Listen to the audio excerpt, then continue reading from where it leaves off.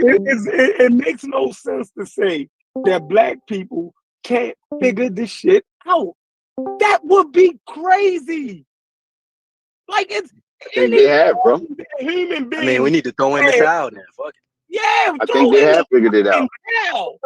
I think they have figured it out. No, exactly. I agree with you though. I think they have figured it out. Every black person on here then figured that shit out. And guess what? We learned that shit from other black people who figured that shit out. So the black people who don't have that shit figured out ain't fucking listening. That shit is self-inflicted. That's the fucking point.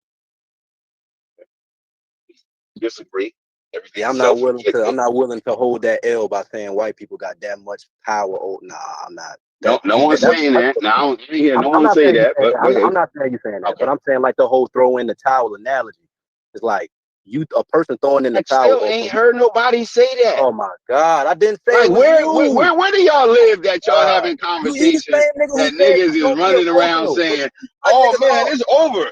It's over. Throw in the towel." For 3 minutes and be cutting niggas off. Be quiet. It's my goddamn Discord. I say what the fuck I want to say, right?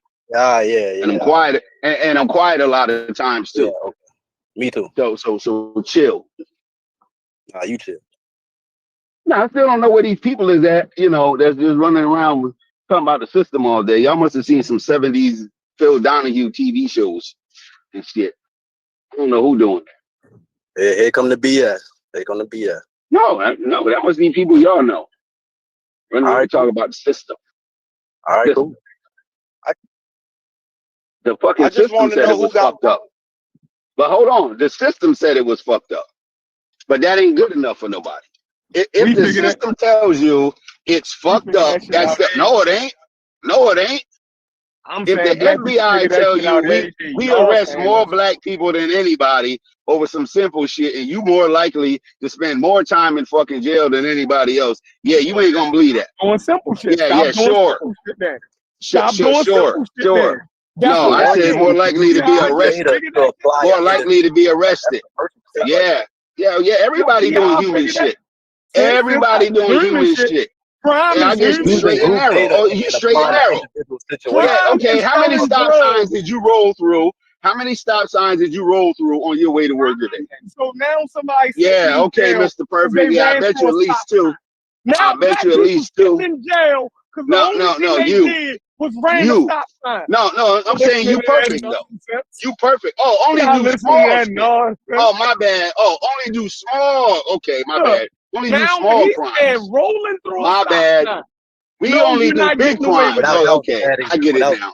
You're not getting away with that. Hey, black folks, if y'all gonna do crime, only do small shit. You're not getting away with that because you meant that shit. No, you fine. Yeah, that was fine. You rolled through it. Niggas running stop signs. Small crimes is okay. Small crimes is okay. Don't worry about it though. See, you can do that because you know why? Hey, you know why? Because most black people can afford to pay the ticket. Yeah, don't do no big crime. I don't think that was your original point. I don't think that was your. Yeah, mind your business though. Okay, you don't think it doesn't matter. Mind your business. I'm talking to Chef. They said the water made them do it. Mind my business. MYOB. There you go. You going outside? You going outside? You said because niggas running. Whatever. Guess where I'm going outside at though? Guess where I'm going outside at though? See the difference? See the difference? See the difference where I'm going outside at? You said that 10 times before. But guess what? The black people, listen, the black people that I know that go to prison, when they enter, they say that. When they come home, they say that. They never told me, never seen the nigga. They locked up because of the system. Where's these black nobody's saying that. See, that's what you saying. Y'all making that shit up. You saying people running around talking about the system all day. Same reason y'all said that Tookie. Y'all running around saying other people are making excuses. Y'all the same. Y'all running around saying that. Tookie. Listen, if they in jail, they're being held accountable. Why are you mad? I'm not mad. If they're in jail, they're being held accountable. They go that accountability. They're being held accountable. So what's the problem? Yeah, and I'm saying that they hold themselves accountable also. Oh, okay. Well, they ain't got no choice in there, right? No, I'm saying even when they come home, they not sitting around. They say, "Yo, I made some bad choices, yo." Yeah, they're gonna come home and do what? They're gonna come home and do what? Go get a job, right? They're gonna get a job. Exactly, and not do the shit. Okay, they're gonna get a job sweeping floors. Sweeping floors at Walmart, right? Hold on. Sweeping floors at Walmart. Hold on, let me finish. They don't gotta go. But for $21 an hour, right? Where they gonna live at? Who gonna give them health care? And I guess their wealth building strategy is out the window too, right? That's gone. Wealth building, they ain't worry about that. They just trying to get through that day-to-day fucking life. That's right. Go earn a decent living and take care of themselves, right? Mm-hmm. Everybody want that. Go earn a decent living and take care of themselves, right? Everybody has the opportunity to do that shit. Okay. Everybody has the opportunity to go earn enough money for them to get whatever they want, right? This is there. Not whatever they want, but I want a fucking. Well, not whatever they want, but say you want something decent. Say you want something decent, something nice. I think on one of our earlier shows we did the math on how much you would have to make an hour at work to afford a 2-bedroom apartment, have a car from maybe a 10-year-old car, some health insurance, life insurance, savings, shit, even get a decent credit score. Where did you live making the amount that y'all came up with? What state and city did y'all live in? Oh, I think we was in New York and New Jersey. Nigga, inner city. I think you had to make like $50 an hour. It was Memphis. Memphis, Tennessee. Oh, yeah, we bounced all over. Yeah, it was Memphis, Tennessee. Memphis, Tennessee. Because a single person making $20 an hour can have a 2-bedroom apartment, a car, and all that. I'm doing it at $19.50 an hour. I got a 4-bedroom house. Only thing I can get me a car if I want one. I don't want one. Now, is everyone where you live paying $19.50 an hour? It's 900. You in public housing. It's almost $1,000. Hold on. I got a full backyard, fenced in, and a public housing, bro. But no, hold on. Hold on. Hey, Chef, stop. Slow down. Hold on, slow down. Are majority of the jobs where you live at paying $19.50 an hour? Is that a lot of jobs, a little jobs, some jobs? Okay, so the majority of the jobs starting at 17, 16, and they go up to 50. Mine is $19.50 because this is what they started me off at. I'm supposed to be getting a raise within the next 2 to 3 days, up to 23. Yay, son. Now that raise. Okay. See how the system ain't holding him back? System ain't holding me back at all. No, sir. And I could pay my light. And I could pay all my bills if I wanted to. So there's enough jobs for people where. Hold on. There's enough jobs for people where you live to live just as good as you. Where do you live that you got a 4-bedroom house, can pay all of your bills at $19.50 an hour? Where on earth? Are you on earth? St. Louis, Missouri. Oh well, hell, that's Memphis. Same shit. That's the same thing. That's the same. It was Memphis, St. Louis, and it was like what was the other place?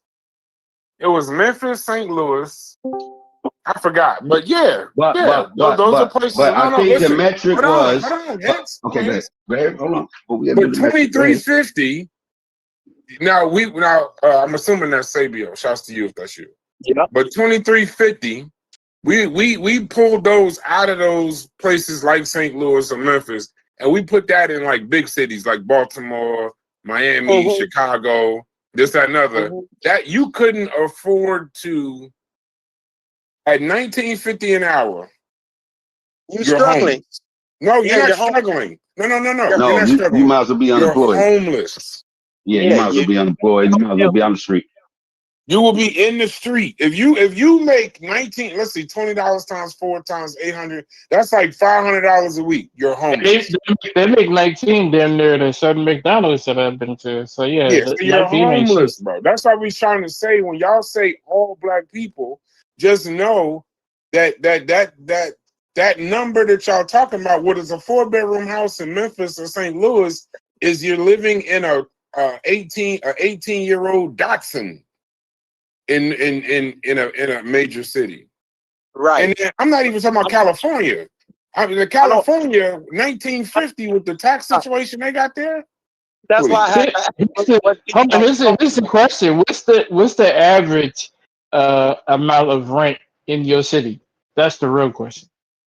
But also the average is I don't even know the average. The reason I got $850 a month it's because of family ties. So my mother was renting this house, and the landlord had a relationship with my mother, and he rented to me and kept the rent the same. He could have raised it. Don't put too much of that on the internet, Savior. It don't matter. I know. It's just I don't trust the niggas. It ain't you. Don't tell niggas personal shit about you. That's all I'm saying. It's the truth.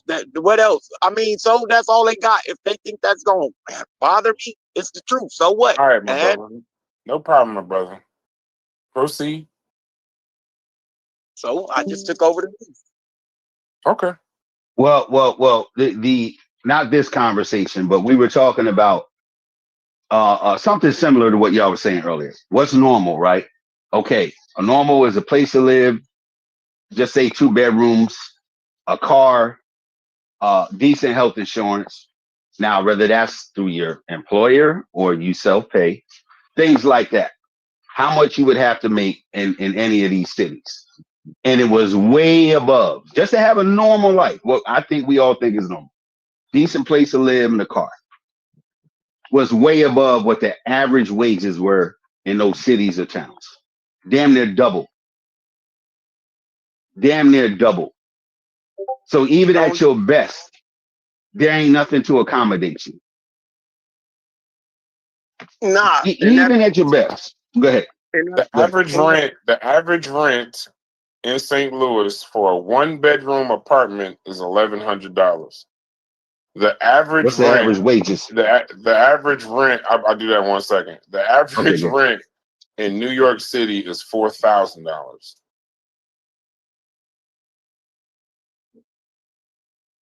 Yeah, New York is a whole nother, like Cali. That's a whole nother fucking animal. I mean, $3,900 difference. That makes a big difference. No, that's a homeless difference. That's a motherfucking. Because remember, that's just where you live in New York. But hold on, but Brass, it doesn't matter if you can make the money, right?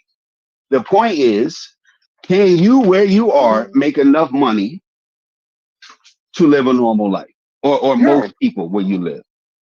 No, and that's an American problem. It just hits us double because we got other systemic issues. The average wage in the United States. The average wage in the United States, median weekly earnings is $11.96. That's average. Hold on. I'm going to get on the calculator too. It says median. So what's the average rent? Go ahead. $11.92. That's the average rent. This ain't right. Yeah, we gotta get some calculators. No, this isn't right. Somebody gotta get a different number. This ain't right. Calculator, hey, Bryce. Compared to the amount of the rent cost out there, 1950 is without taxes is a little over $3,300 a month.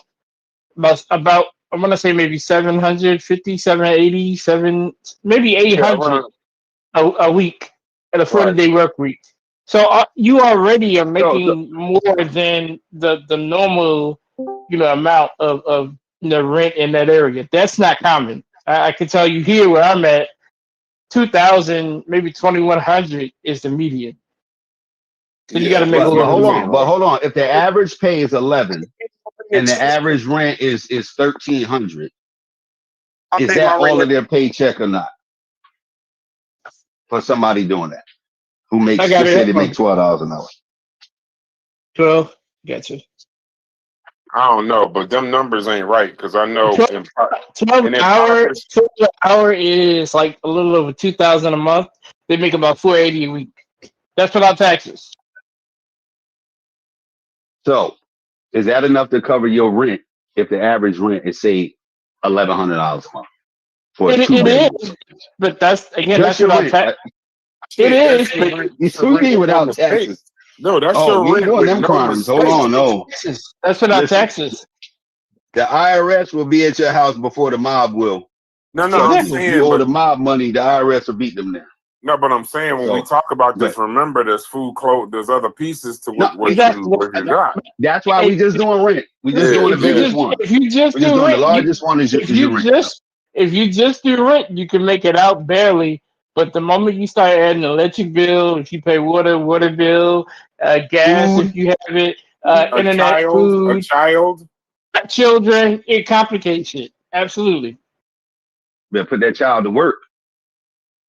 See, slave labor. Better put that child to work. Labor You ain't laws gonna be for that, around bro. here just eating and drinking up He everything. said there's labor laws in place. They got child labor laws. Damn that. No, we breaking rules. we breaking No, rules. Sorry.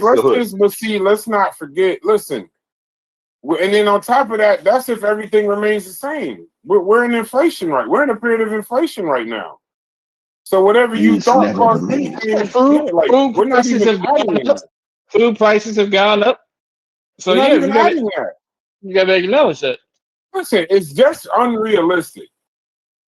We're exceptions. I'm telling you, but if based on the statistics of these numbers, y'all can talk all this, what's the name? Just pray you don't end up in a bad position.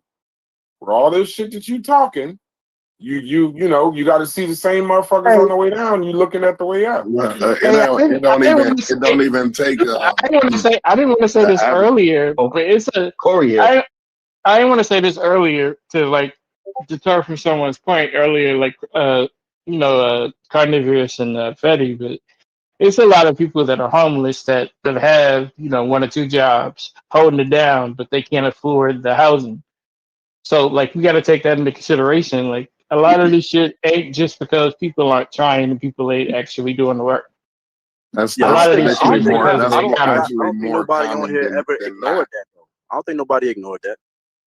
Yeah, that's actually more common than not. You'll see men and women living in their cars or vans or whatever, but they got two jobs. They do have two jobs. I see them cities all the time.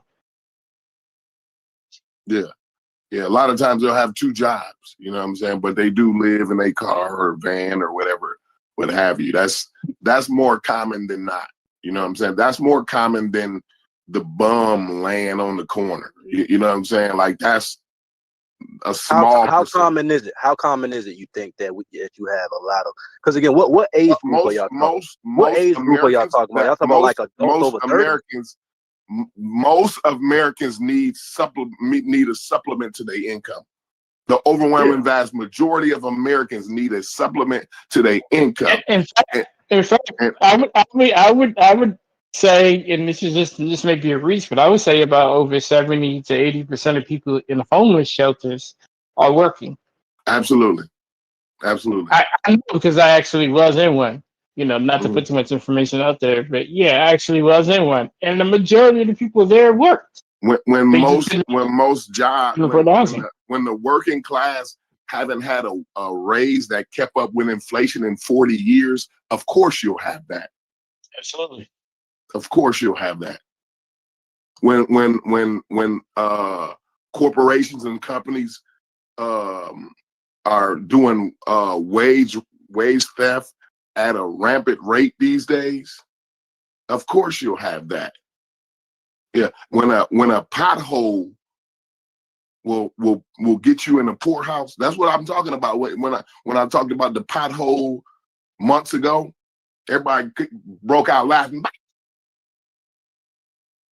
It's a phone, right? But most motherfuckers can't afford a $400 emergency. A pothole usually costs about a $700 endeavor. Actually, most people ain't got no emergency fund to stack up. I don't know where you live at, but Corey, any garage around here, I don't care if you need windshield wipers. You walking out of there with $1,000 bill. No, Corey, that can't be true. I thought it was just like everybody was doing okay, and no matter what the system does, you was gonna be all right. I thought that was the case. I thought we could just figure it out. I thought we could just figure it out on our own. And the corporations, the systems, and the structures and the institutions, they're not holding us back. There's no wage theft, Corey. Wage theft. Yeah, just get past it. Just pick yourself up. But doesn't everything y'all saying still tie to the importance of financial literacy and things that need to be implemented to you can be as financially literacy don't beat wage theft. I know that. I know that. But y'all had a raise that matches. I'm saying y'all talking about. If you haven't had a wage that matches inflation in 40 years, you can be as literate as you want to be. I be missing the whole point of me saying shit. I can't hear both of y'all. Bootstraps is what you're saying. I hear the bootstraps is what you're saying, but what I'm saying, if you didn't have a raise that kept up with inflation in 40 years, you can be as financially literate as you like to be, bro. But no, take financial literacy out of it. Doesn't that message say the person living in inner city black community that's having babies 4, 5, 6, 7, based off their situation, wouldn't it be important to, again, take financial literacy or whatever out of it? Certain principles that they can do on an everyday basis to make that situation better. If they got 4, 5 kids and they make $10 an hour, bro, it ain't a motherfucking thing they can do. Okay, all right. So throw in the towel then. What should we do then? Throw in the towel. We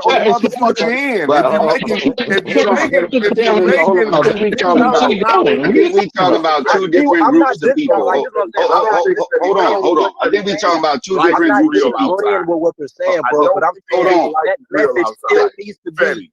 Fetty, hold on, Corey, hold on. I think we're talking about. I'm gonna say one thing. Hold on. We talking about two different groups of people. This is let's be clear. We talking about two different groups of people. We talking about the whole. No. We talking about the people who go to work and try to do everything right and still having a tough time. And then another conversation, we talking about people who said, "Fuck it, I'm gonna try to build the system." That's what I'm saying. But some of us are. It's some people, and two, just to add context to like a lot of shit Fetty says.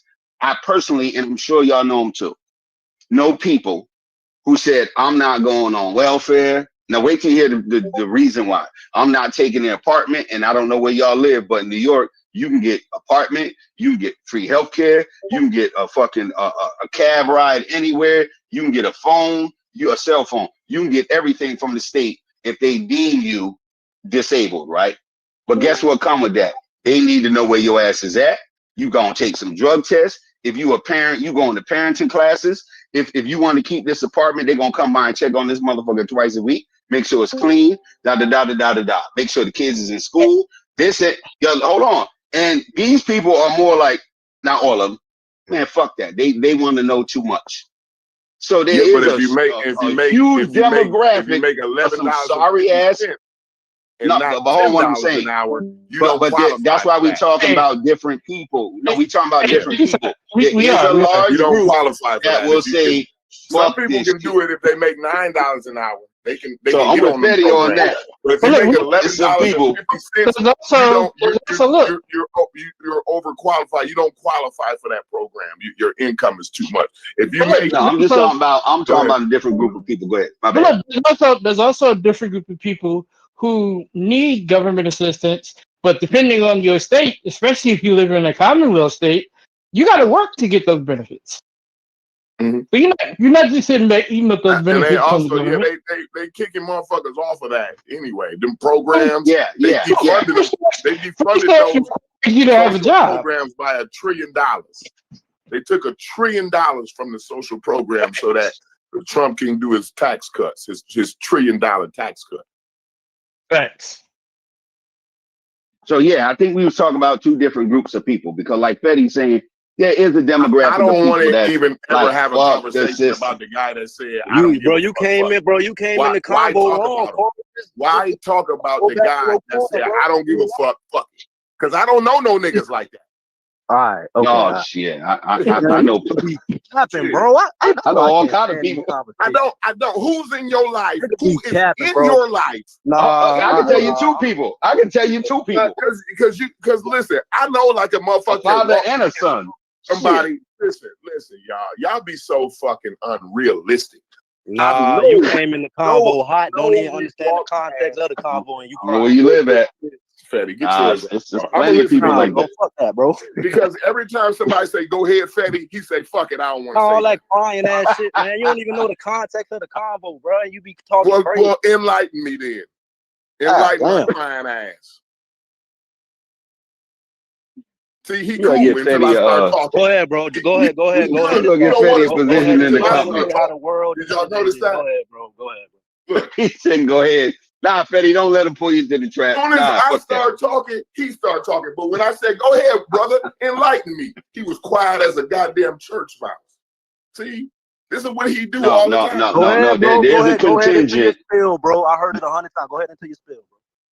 And we went over it in the class. It's the self-destruct. Because I'm going on about some shit I don't even know about. I came in a conversation late, crying.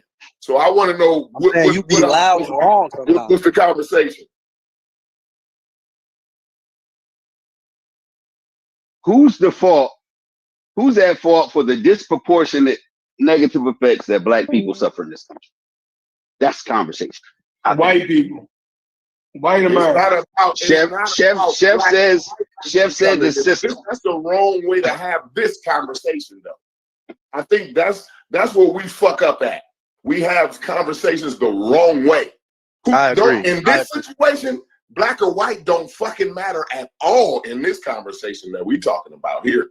I thought we was unique. I thought we was going through a unique situation, Corey. I thought we was different. No, you can't smear. One thing about it, bro, you can't smear a nuanced conversation over into the next conversation, bro.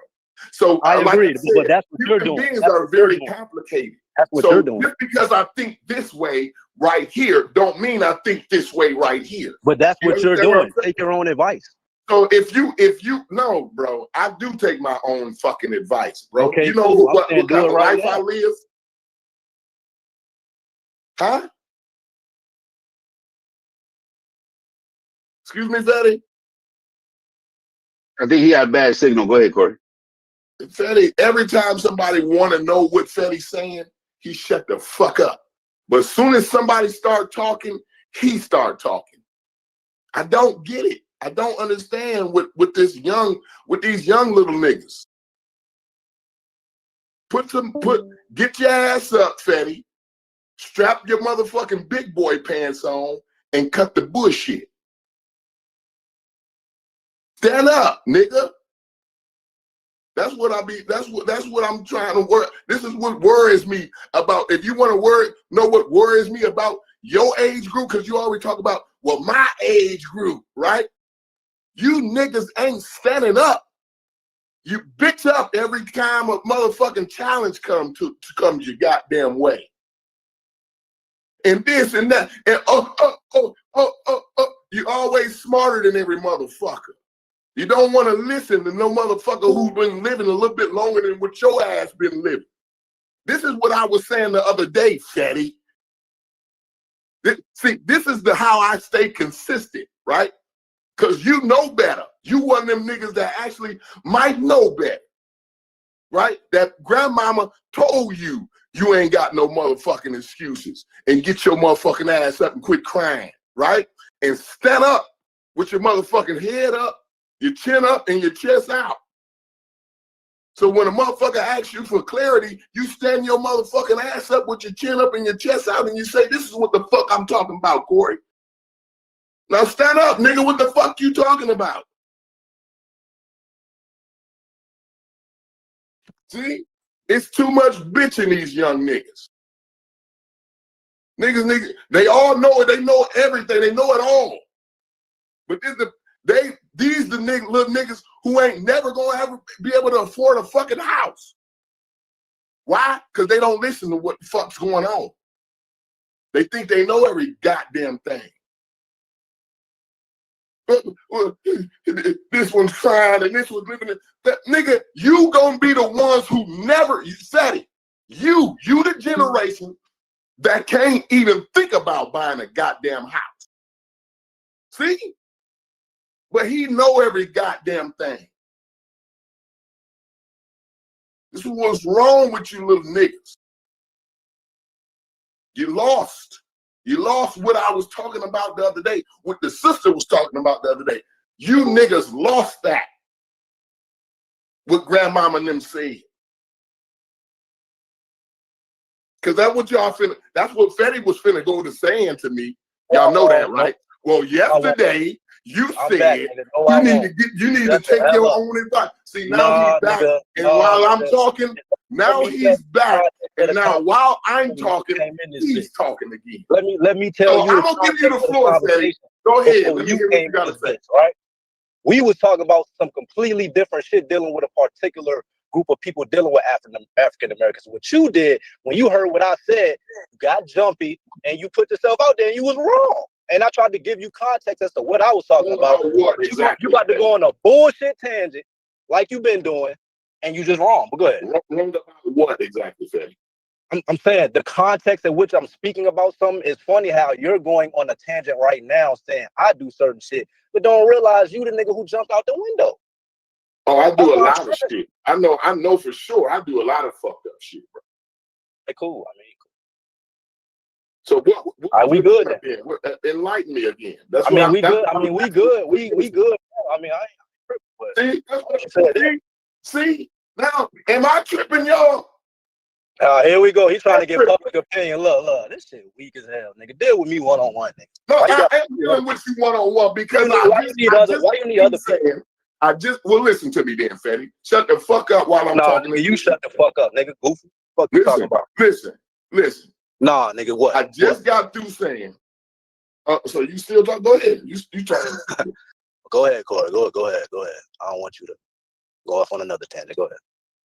No, because I am finna go off on a rant. That's you're right. I'm trying to make sure you don't. I'm saying right. Before you go on that tangent, all I'm saying is that the narrative that you're trying to paint as regarding what I do. What's the narrative? Go ahead. You can't just run one past. One you said when shit get in the hot seat, I'm quiet or some shit you said. I'm like, nah, not necessarily. I mean, I'm in and out of the conversation. I haven't really been speaking, but and the other shit that you say, you admitted. Like even in other conversations, what you do anytime I have an opinion, you and Brad do it actually. Oh, if you say what Fetty's saying, you automatically wrong. Y'all always do that.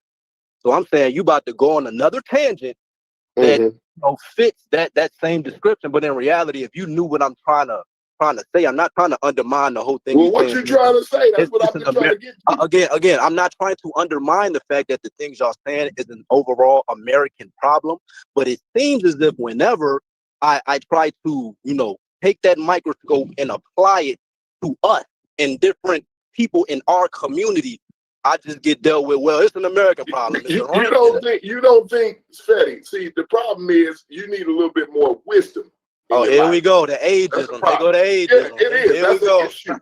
That's the issue. That's the issue. You know why it's a lot of all these niggas. I never used to want to hear it myself. I never used to want to hear it myself. Like, you don't know shit, right? But it's got a lot to do with experience, bro. And time and experience, right? So, yeah. And then another thing, right? You don't paint everything with a blanket brush. You don't throw a blanket over everything, right? So we do need to be accountable. Black folk do need to be accountable. Okay. Well, see, that's not what I was talking about when I was talking about the system, how the capitalist system has kept wages down. They do wage theft and shit like that. And when you want to put the microscope on black people, black women, the most highly educated and qualified group of demographic in this goddamn country, right? They suffer wage theft at a higher rate than everybody else, than they white cohorts. See what I'm saying? So, this is what I'm talking about, Fetty. I've heard of all those statistics. I can tell you about the bootstrap, Fetty. I'm not preaching a bootstrap message. That's what I am. I am, Fetty. So quit being offended, brother. No, but listen though. You saying that regarding black women, right? In these certain particular, like I'm aware of that. So like anytime somebody bring up that, I'm not disagreeing with it. Like when people say shit like that, it's like you educating a person that they didn't know that when in reality they've heard that 100 times already. They probably did. Most people didn't. Most people don't have any idea of black women and them being disproportion regarding certain statistics? People ain't know that. I hear a lot of people don't know, that Fetty. A lot of people don't know things, Fetty. I got you. Okay. So I mean, if that surprises you, I don't know why. No, I'm saying you're in here telling us certain things that I'm sure a lot of us have heard already. Listen, a lot of times some people just need to be reminded of that. I got you. Yeah. I respect it. Because that's important to me. Yeah. Why? And you might say, well, why would that be so important to you? Because I got daughters. Yeah. See? I'll be worried about, Fetty, I know you grown, right? I know you grown. And you ain't got, and a nigga like me can't tell you a motherfucking thing, right? Nah, that's why what I be saying is for the motherfuckers that's coming behind me, right? So some parents may not have all the information that I have, right? And I may not have all the information that Fetty has, right? So that's why I listen up to other motherfuckers that might know something more than me. You see what I'm saying? Because I don't know. I got a lot of OGs. Yeah, I listen to all my OGs. You're right. I don't have that. Well, I don't have that OG, mentality of I'm an OG, and here it is. I'm trying to say something. You ain't listening to me. I am, bro. I am. I'm saying the main thing I wanted to get over is the miscommunication of you coming into the convo talking about an American problem when we've been talking about certain, Black people. We've been talking about black problems. Then we got to be. I mean, yeah. That's all I was saying. So do black people got problems? Yes, we do. Okay. Now, is most of the time we accountable for our own shit? Ain't we responsible? Don't we suffer the consequences of our own decisions and all the rest of the shit? I can't speak in a generalized way because in this, I mean, the like accountability, like it's a spectrum. You can speak pretty general about a demographic. You can. You can be real general about a demographic. No, I'm saying accountability. I know when it comes to certain taboo topics, dealing with the state of black people will lean either extreme left or extreme right. So I don't think it's no extreme left and extreme right. The extreme left again is that the system is to blame for everything, which I'm not saying y'all are doing that, but that's one side of the extreme, right? And the other side the system is to blame for a whole lot of it. The system is to blame for a whole lot of it. Again, the extreme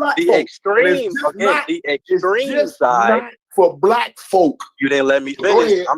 I'm saying the extreme side on both ends is heavily relying on systemic racism talking points and white supremacy for the blame for 99% of our problems. And I think what Chef was trying to say is that based off him being in a black city, him being an African American, him seeing things in his community, he's seeing things that we can do to make all of these problems y'all talking about way better. And it has nothing to do with the white man. It's things dealing with culture, instilling values, all type of shit that we can do on our own. That's the overall, I guess, premise of the conversation. I mean, not an American problem and everybody is virtually fucked up and can't get a job. That wasn't the conversation at first. That's all I was saying. I didn't say everybody was virtually fucked up and couldn't get a job, right? See, that's the thing. Like you might simplify, and that might sound like what I'm saying to some passersby who don't understand America, or someone who hadn't had enough time to have that much experience here in America. Your overall premise is that majority of people live below the poverty line? Is that my overall experience? No, I'm saying you sent hella articles. Like I remember there was a time you was sending like the same article every morning. Like that was you was trying to get that. And I agree with every word in them articles that I said. So when I just said that, you just disagreed. You said what did you say? I probably didn't hear you all the way correctly. What did you say?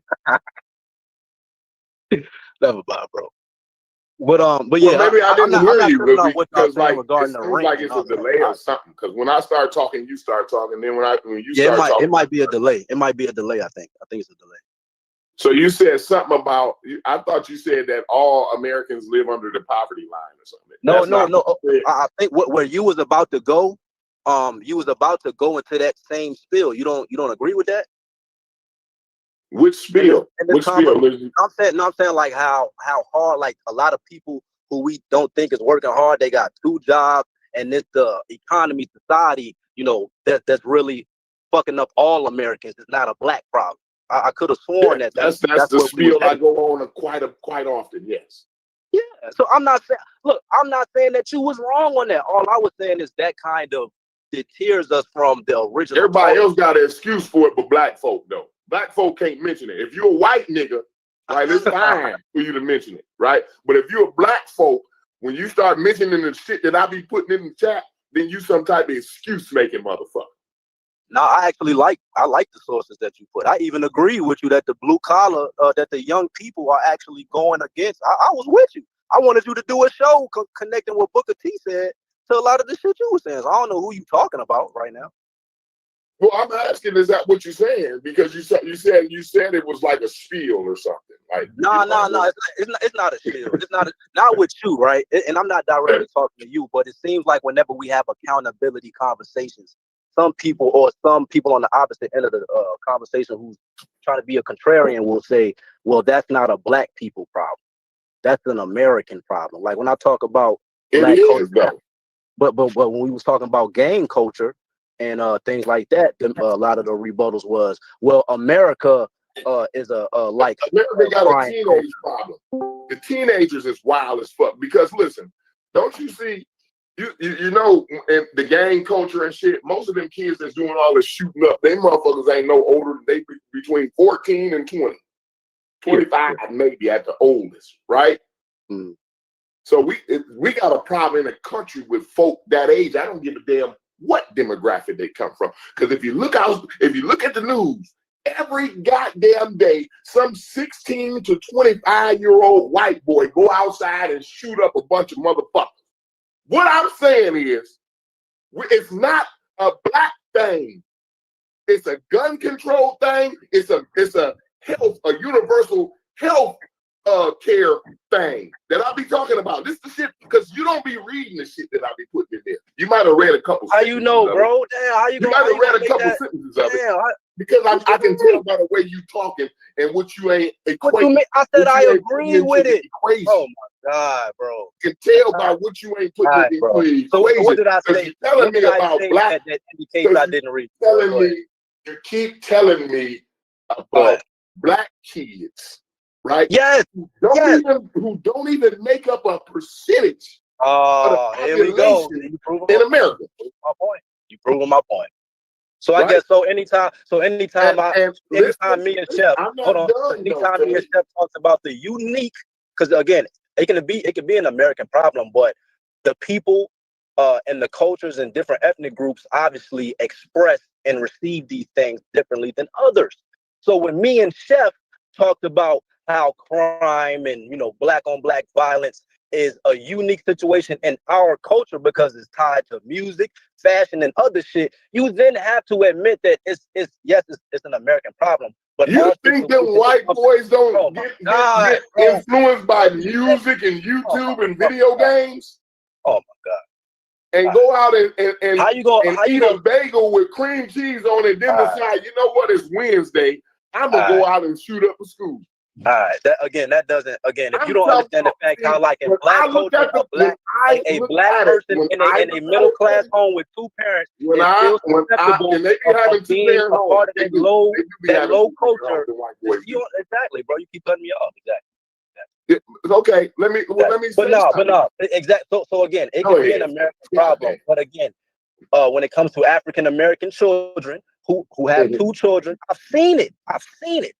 African American children who's middle class, both parents, good situation, financially straight and everything. As a result of the music, culture, and all of that, they're still susceptible to the shit we talking about, dealing with crime, gangs, and shit like that. So I'm saying with black, and you won't let me respond to it though. Let me land my plane. Give me 20 seconds. I'm saying when we bring up the uniqueness of what we go through as African Americans, and even the shit we heard our, OGs and people older than us say, like Chef talking about, it's like y'all, you undermine that by saying again it's an American problem and white Jimmy does the same. But we know that it's not the same dynamic, bro. They got more barriers than we do to let that shit go in their home if they got a white boy that's middle class with 2 parents. They have more barriers to prevent certain shit. So even though it's an American problem, it's going to affect us differently, bro. And we play a lot into it. That's I'm trying to figure out what barrier is the white parents putting up if the kid wakes up on Wednesday. For one, a lot of them have 2 parents in the house. At what point am I going to be able to respond to any of the bullshit you're saying, bro? All right. Hey, is anybody? I'm saying bullshit. So me bringing up black on black crime and hip hop and all of that and how middle class, that's bullshit. If we eliminate hip hop, you think it ain't gonna die? You niggas always got extreme response. Nobody said eliminate hip hop. I'm saying we have to acknowledge on a cultural. I wish hip hop get the fuck out of here. Right, so niggas like you bringing that shit up. Who said give up? I wish again, you an old head, bro. You not tapped in with what these young niggas is doing. You focus on your kids, and I respect that. But you don't understand the pulse of what these young niggas is going.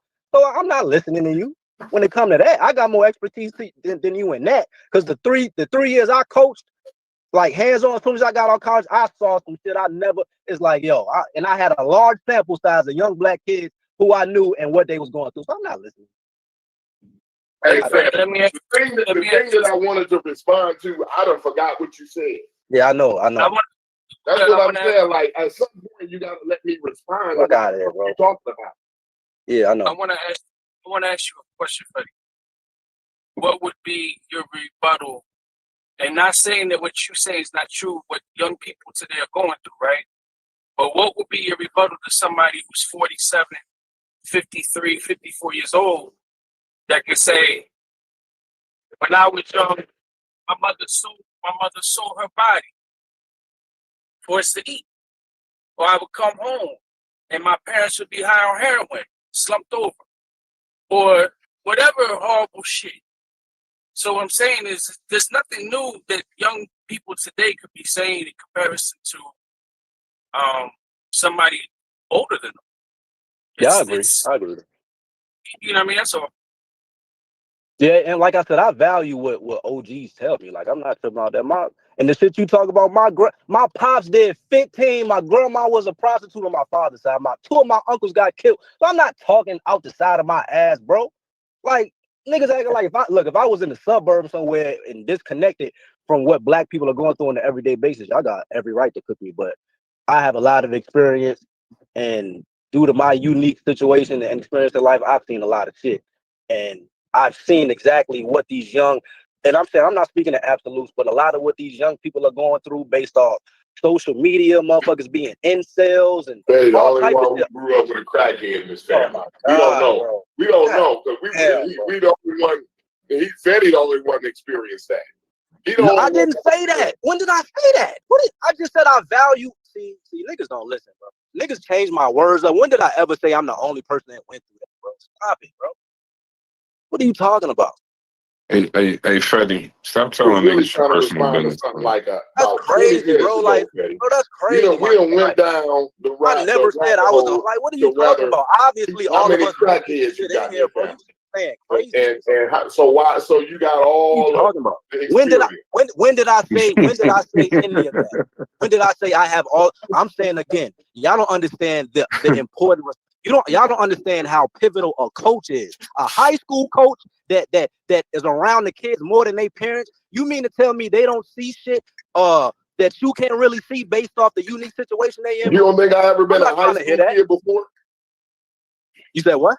You don't think I've been a fucking high school coach? You don't think I've ever been in high school before? But did you grow up in the social media age? No. Did you grow up in the drill? Did you grow up in the age where they got YNs wearing gangbanging took place in the school? I got you. But I'm saying maybe y'all should listen to a person that's younger, that's more connected to what. I come of age when I was in high school. It was 1995 when I was a freshman. Damn, that's some shit ago. Yeah, niggas ain't even have 20 years ago. It's only 20 years ago, bro. 1995, bro. You said that's 20 years ago. Do the math.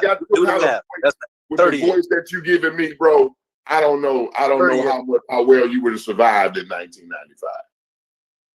Again, I got OGs that lived in that time, so it's like I see what you're saying, but I'm saying the same way And I agree though. I agree with you saying like young people do need to listen.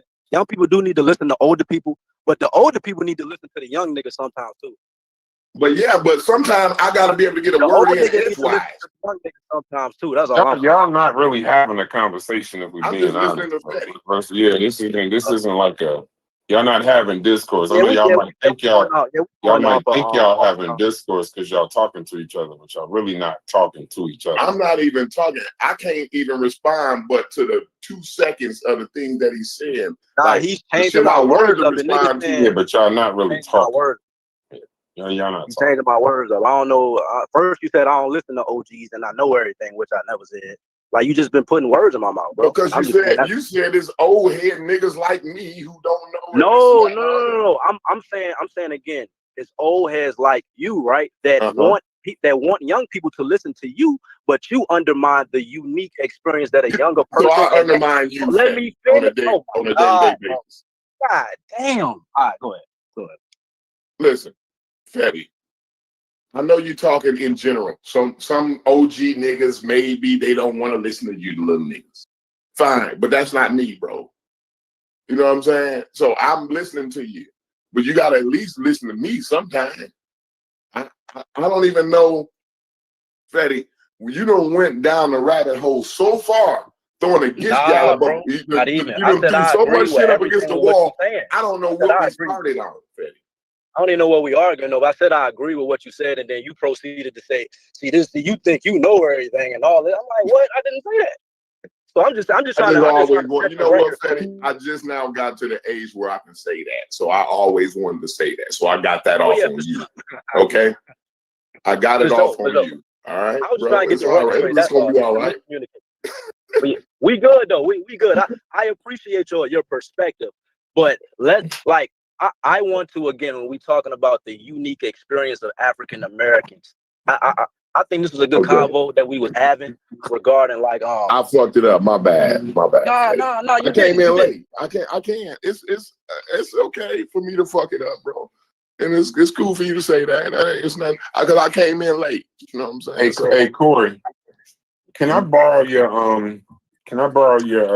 thumbnail picture? Is it proprietary? Hell yeah, man. Because whenever that thumbnail comes in here, Corey, whenever your thumbnail comes in here, motherfuckers get to shifting around and motherfuckers get quiet. So I just want to borrow your thumbnail. I don't need your voice. I just need the picture. That's all I need. I got so everybody got a white company truck, right? My company truck is black. So when everybody can see when I'm pulling up on that job site, every motherfucker get quiet and the motherfucker get moving around and shit like that. It's like, damn, bro, I was coming to chill with y'all. You know what I'm saying? But everybody starts scattering and shit when I come up. It's like that. I was coming to drink coffee and talk shit too. You know what I mean? But yeah, so I that happens in more than one point in my life, I guess. So. Nah, we good, bro. We straight. We straight now. We got over that. I think it was just a miscommunication. I wasn't saying that what you were saying was wrong. Fetty, I got much love for you, Fetty. Don't worry about it, man. I'm gonna talk shit to the day I'm not here no more, Fetty. I'm gonna be going out as I'm taking my last breath. It's gonna be a shot at whoever's in front of me. You know what I'm saying? So you got to know that about me at least. No doubt. So do you agree? So let's get back to it. So do you agree? I don't know if you was here when Chef was trying to get the point across that a lot of things that we may deem. And then hold on, real quick, Chef Fetty. You've been going for a lot of Chef's bullshit lately. Thank you. Just saying, like sometimes you might have to get out the car with him. Now and then you might want to get out the car. When I've been saying this shit before it was even cool. Yeah, but we all know, like he's saying, myself, nigga. Yeah, but this is listen. Don't nobody in this motherfucker know Chef, but well, carnivorous at this point. Don't nobody know carnivorous. The difference between carnivorous and Chef better than Corey do. And if Corey just saying you've been going for a lot of his bullshit lately, I would trust. You say you listen to your OGs, trust that. I've been saying, I trust that. Have I not been saying what Chef was saying before? No, I ain't talking about the good shit y'all be saying. I'm talking about the bullshit. Like what? That Carnivorous been on. That's what I'm talking about. Accountability. I've been saying no, that. he ain't talking about accountability, bro. Yes, he is. Carnivorous. Listen, you think that he's saying what you saying? That nigga is rabble rousing and Loki right now, bro. Y'all just falling for it. He been in his accountability bag for like 3 weeks now. If anything, I'm surprised. That's why I'm like kind of keep saying. I'm like, who would have thought? Don't be surprised when he leave off and leave you in the car. Don't be surprised. You know what's so crazy though, Brad? You know what's so crazy? The fact that Chef, I thought was a blackologist this whole time, has been saying these talking points for 3 weeks. That's what I'm saying. I'm surprised. Ain't a blackologist?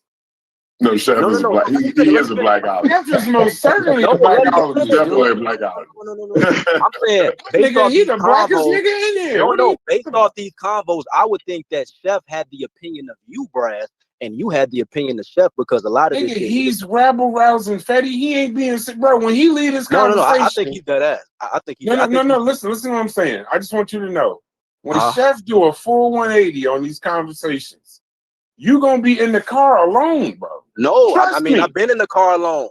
What do you mean? I have no he problem the with same nigga that told you was. I have no problem with saying 10 toes on my opinion. Nominated for a Nobel humanitarian prize in this Discord is gonna be Shepard. So just understand, you're talking to the bishop of humanity here, right? So that's why I take everything take it with a grain of salt. I think he took a red pill. I think he took the red pill. I think he took the red pill and he realized a lot of the shit that we can do on an everyday basis, we can help our situation. I think he took the red pill. I think he did. We saying that people can't change. We saying people can't change now. Yeah. This is the same guy. You know what's funny though? Well, he basically hold on, Corey, real quick. You gotta remember, bro. I just want you to somehow scroll back to how he talks to you for the shit that he's saying now. Do you remember how he treated you? You saying y'all in agreement now? Do you remember? I'm not holding that against him. He growing. Let me finish, bro. He ain't growing. He trolling. He's not growing. He's not growing. What are you doing, buddy? Hey, Logic agree with a lot of this shit too. Don't leave Logic out of it. Logic agree with What's Chef doing? Don't start reading my mind now that you read the Chef mind. Logic is smart enough to be in the car. You don't hear Logic when he talks. Logic, bro. Almost every time this is what Logic is saying. Logic get out the car. If you was in there, Fetty, you don't remember what I said. I looked over and Chef jumped out the car. Nigga, well, I'm still in it. I've been said that shit, bro. I've been said, wait a minute, where the fuck you go, nigga? Don't confuse my argument with Chef's argument. In a heartbeat, he'll be like, I ain't saying what that nigga's saying. I'm saying what I'm saying. We can't stand when we can't stand when we do that. It's only you two niggas that when he say something, you say yeah, and when you say something, he say yeah. But don't forget what he was telling you when y'all was having the IQ conversations. He's literally saying everything that you said. And you think he just changed? Yeah, that's what make it crazy. Yeah, you're right. Come that's on, what's tripping me out. That's what's tripping me out. No, nigga, kids change. Old niggas. Yeah, that's why you feel like he didn't have some kind of amazing change of heart, bro. You talking to a nigga that believes in content over everything. No, I think Chef. No, I think overall too. Like I think the fact that Chef is bringing taboo topics, and I think him being the person to introduce it is being more effective because it's definitely gaining a lot of like good conversation based off his opposite way of of what the majority of even his audience thought that certain talking points he had. So yeah, he could be trolling a little bit, but sitting on mute, enjoying you talking about him right now. That nigga is sick. I'm not. He's I'm not tripping on that. He's sick. I do think what he's saying though, we need to have more of these conversations because like of course. Because we're surprised at how like I didn't hear him say that. Opinions that y'all be surprised based off a lot of combos. You're gonna see a difference of opinion. Yeah, I know. Of course.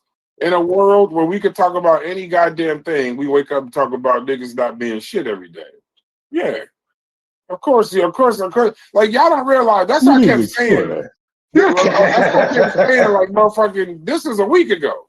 If you wake up talking about Tuki, you just want to talk about motherfucking just. I mean, it's just like, I mean, it is kind of about. I mean, pause, but it's kind of going back and forth between niggas ain't shit and some kind of other weird conversation. But then some kind of way the whole niggas ain't shit part come back in there. What's the other one? Assimilation. Some kind of like if I've heard it y'all be say that bouncing a few around. times. I don't know what y'all Between talking them about. other conversations, huh? What is the assimilation thing? I heard y'all say that a few times. Go ahead, flesh that out. Okay, good. That's a good segue, right? And so the assimilation thing is what I was talking about earlier when I said the whole liberation part, right? That you might have to really map out what liberation looks like for you, and possibly just understand what it means for that not to be so idealistic, right? And because that just might be what we're talking about, but and then I guess the pitfalls of some of the negative things that happen to minority groups as they assimilate into, or they're forced to assimilate into dominant cultures. So yeah, that's what the whole assimilation argument is. It's talking about how can the minority group basically mitigate those cultural impacts of them having to be forced to assimilate. Yeah, that's what that conversation is about. All right.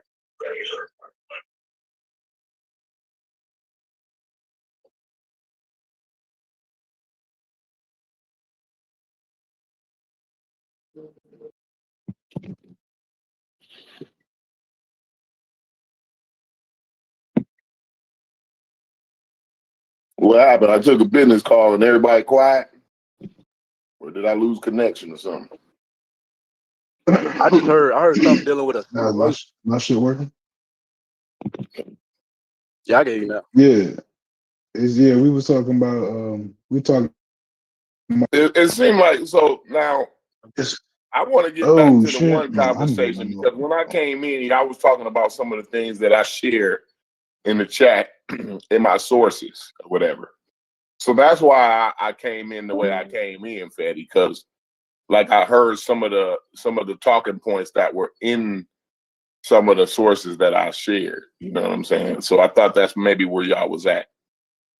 And when I talk about, we was talking about like I hate talking about it in a demographic, in a black way, right, instead of a class way, right? Because when you do it from the black perspective, that's why I talk about organizing the workplace, because we're missing out. We're missing an ally when we talk about the economy from a black standpoint rather than a middle class or working class standpoint. You see what I'm saying? Because if the moment when wages, when people start becoming and being paid a living wage, that's gonna overwhelmingly affect the black community in a positive way. So most things that ills America, right? If we fix them, right, the black community benefits more than any other demographic out there. You know what I mean? So if we stop the wage theft, right, the black women gonna benefit off of that. You see what I'm saying? If we do the universal health care, right, and stop having our health care depend on our jobs, right, that'll overwhelmingly affect black men and women. You see what I'm saying? And also, when black men and women make a living wage, their kids come out of poverty, and they're no longer malnourished. You see what I'm saying? Because look, when you can look at the statistics when it was COVID, when they gave the relief checks, 50% of the kids that was malnourished and impoverished came out of that because they gave out those relief checks, right? So, things that fix America overwhelmingly affects the black community. So that's why it's always when I put those issues in the chat, I always cloak it around workplace organization. You see what I'm saying? Because it's not, you're not gonna fix the black issue without fixing America's issues. I just want y'all to know that. We're not gonna fix the black community if America don't get fixed. So are you saying like, you remember when Kamala was like, she's not doing something to only help black people, right? And how she was saying exactly what I was saying. She was saying exactly what I was saying, Fetty. And I'm glad you brought that up. Because and I think she actually even qualified it in the same way that I did. Once because I know, Charlemagne, he kind of was like, whoa, he went off the rails, right? And then she pulled him back down to reality and qualified that, right? But people still can't hear that part. Mm-hmm. And most of the time, you don't want to alienate. See, shit don't get passed through Congress and through both houses, right? And signed off by the president if it don't sound right, right? So if we go in there and say, well, this is for black people, you alienate a whole group of your comrades. You see what I'm saying? And we don't need to do that. It's like the Civil Rights Bill. Yeah, everybody benefits off civil rights, right? We're in a good place for it. Oh, sorry. I was going to say overwhelmingly, black people benefit off of it though, more than any demographic. But we in a good spot right now. These niggas in here today to say, well, with the LGBT, that's because they keep using it. See, the civil rights ain't to use it one time. It's to keep slapping them niggas in their face with it over and over and over and over and over again. That's what the LGBT do. That's what white women do. We sit up and talk about how Martin Luther King was a full of shit nigga and he sent us into a burning building.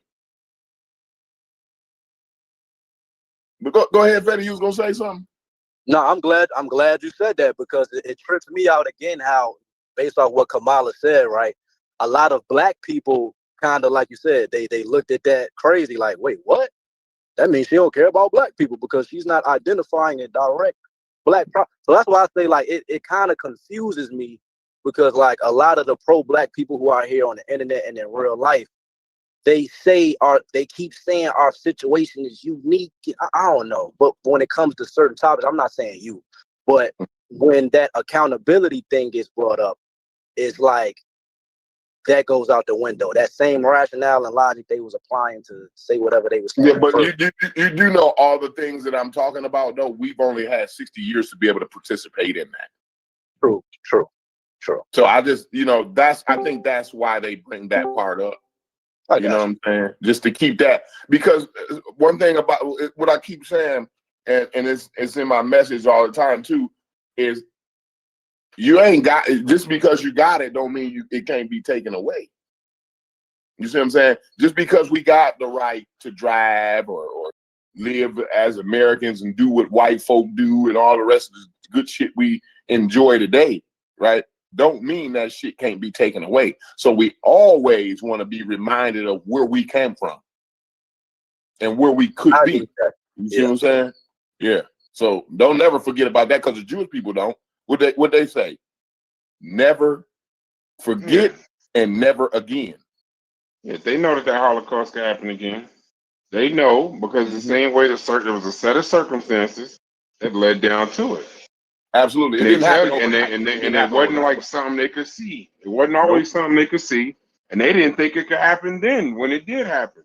Right. So they'll never, and they still seen, people still talk to, believe it or not, if we're being honest, Hitler, the way Hitler saw the Jews is how people see them today. They're almost exactly the same anti-Semitic views that he had on the Jewish people at that time, he will have them today. Absolutely. Misers, bad dealers, they Right. want to own everything, every single feeling, bro. The banks, And the banks everything. controlling media, fucking with Yeah. the newspapers, all that shit. They have the same feeling, bro. It ain't never went nowhere. They ain't even changed changed the tropes. The tropes ain't even changed. Yeah, they put the rat right now to this day. They'll still do a job. They'll put some Jewish stuff in a rat with rat tails. They'll put them in the with the curls and have the rat. It's the same shit. So they just say it. The thing that I know is that they recognize it. So they overcompensate. They overdo it. You know, they over this, that, and the other. But to somehow remove the systems, it's crazy because it's just, to me, it's like, even if it ain't all their fault, I would say it's the majority of the system's fault. A human being is not just overcoming institutions with no help. You're not overcoming that kind of marketing. You're not overcoming that kind of media. Like you said something when you was talking to Corey about the person with 5 and 6 babies and stuff in the projects. That's not even a reality, but that's still a trope everybody uses. That's not a reality. Oh, I seen that firsthand. But That's not, it may not be no, a you prevalent. may Right. just because It you've may not seen be a it. prevalent. That's a trope. That is The troll is not a real thing. Oh, they just be having babies. You know why? Because they say we breed like rabbits. That's like a because today racial kids thing. ain't That's even not a having thing. babies no more. You Yeah. realize that black kids quit having babies now. Yeah, so wait, it's not a huge discrepancy regarding black middle class people and the amount of children they have versus low poverty. I don't know. Guess what? Hold on. I don't know. Oh yeah. I don't know, but what I'm telling but what I'm telling you is, in the way that you're saying it, that's a racist trope. No, it's not. The last thing you just said wasn't a racist trope. But not that. Not that. When we was talking about financial literacy, and you was like, well, when they having all these babies, maybe they just shouldn't have it. That's all right. That's not project manager. Bro, my mom is a project manager for CPS. You say you want to. You say you want to hear shit, but you really don't. I'm sorry. I'm telling you. I'm aware that it's not. I'm not trying to use it as a racist. If you say I'm sorry and keep talking, you know. All right. Okay. All right. It's because I hate to say. I ain't even gonna say that. No, I'm saying we having a real. I don't want to say. It sounds like a whataboutism, so I don't want to say it. But the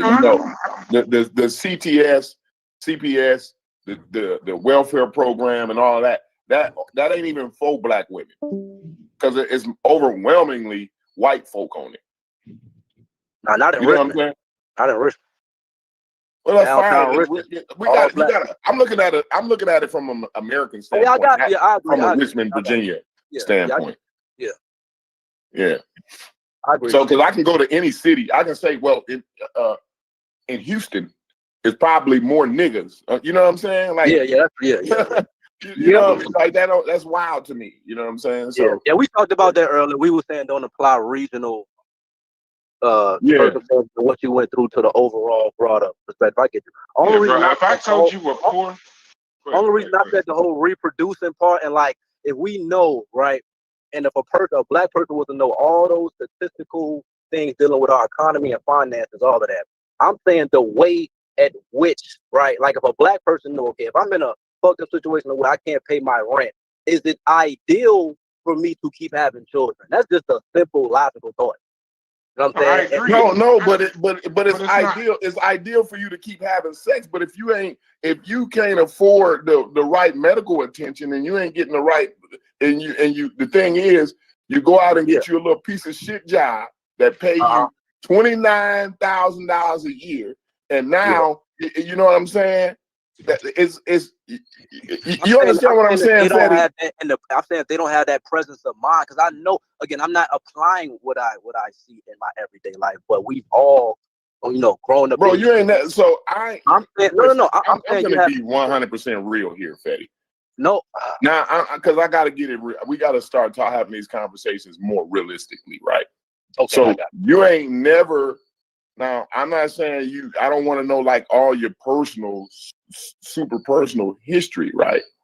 But you done had sex with a young lady that you wasn't planning on I'm spending saying the rest 4, of your 5, life 6. with, right? Yes, 4, 5, 6. Like I'm not Yeah. tripping on niggas gonna Now be fucking. I'm not sometimes, tripping on that. listen, and that's cool. And I'm not judging you because we all do it, right? And now sometimes, right, one of them girls that you fucked around with might get pregnant.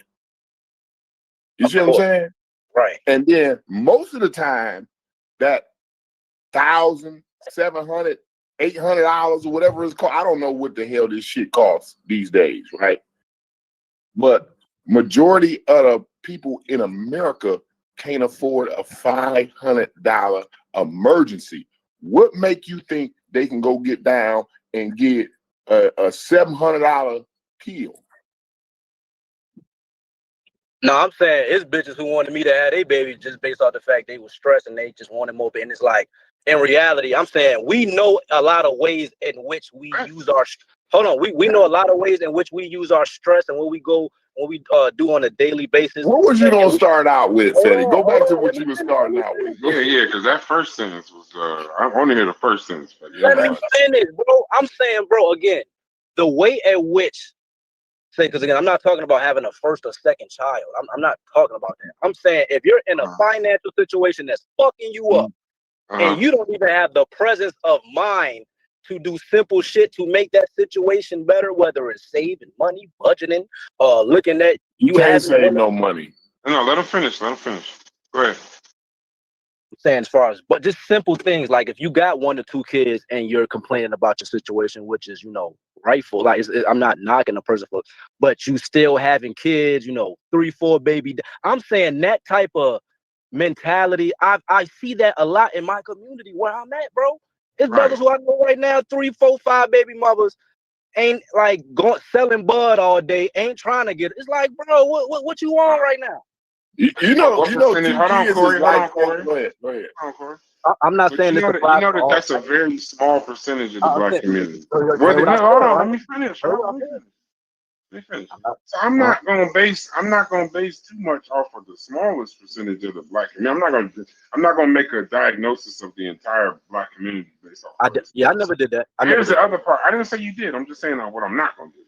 What I'm saying is, part 2, the since we're talking about the peace of mind, and there is a double standard for black people versus other people, because I would say financially, the majority of the people in the United States, period, Americans, don't make enough money to be having 2 and 3 kids. What they do is just black people are vilified for it because we're not making good financial decisions. But based off of the economic stats, no, there's not a lot of motherfuckers right now that can afford 2 and 3 kids. It's just when we do it, and it's a small population within the black community that does it. Oh, it's a whole nother connotation, and that's all I'm telling y'all to pay attention to. But right Fetty, now, your no generation actually figured that out, Fetty, because y'all not even having kids anymore. Yeah, true. Yeah, y'all ain't trying to have a whole bunch of kids and babies and shit. Yeah. So that's not even a problem anymore. That's not even a problem. But what I'm saying is just let's not move the goalposts for us. That's what I mean by the racial trope. These bro, you know how many of these white girls is having babies on top of babies, but you just don't see it because them parents is aborting them babies, and them parents are sending them to the grandkids and shit like that. Y'all mention the projects a lot, but you got to mention this trailer park too. Yeah, it's still happening. I'm not even talking about the trailer parks right now. I'm talking about like middle class, rich class. Daddy, I'm pregnant. They got barriers, right? You just said it. No, it ain't no barrier. No, they have the funds to get rid of that motherfucker. That's what I meant. That's what I meant. They have more things. The wealth gap. Go ahead. So they got. So what I'm saying is just it becomes a racist trope when we somehow vilify black people for doing things that Americans do. See, that's Americans can't afford their kids. Americans have high gun crime. White people kill a lot of white people. We just don't call it white on white. How many white musicians got shot over like the past 5 years? Shit, I don't know, but how many of them motherfuckers overdosed on heroin? How many white Hold on, 25 let me year ask olds you a question. went out and shot up a school in the last Hold 10 on, years? no. Let me Go ask, ahead. let me I know answer children your have not even question. listened to dead. Hold on, let me answer your question. I don't know how many of them motherfuckers got shot, but I do know a disproportionate, a majority of them motherfuckers overdosed on heroin, and don't nobody talk about that shit. Yeah. Yeah, I feel you on that. Yeah, You know what why- they call it? You know what? You know what they call it when them motherfuckers, when they call us, they say it's drill music, and we killing each other. How But many when rappers in the motherfuckers, hold past on, 5 years got killed on the house? what's that Seattle grunge group with Kurt Cobain? What's the name of that fucking group? Oh man, what's the Seattle Living grunge Dead. group? Nirvana? Nirvana. Yeah, remember when the dude from Nirvana died? They didn't call it a drug overdose. They said he was going through so much, and it was sad news, and that this is the music that was speaking to the youth. When that motherfucker blew King Von down in the middle of the street, it was black on black crime, and niggas doing violence.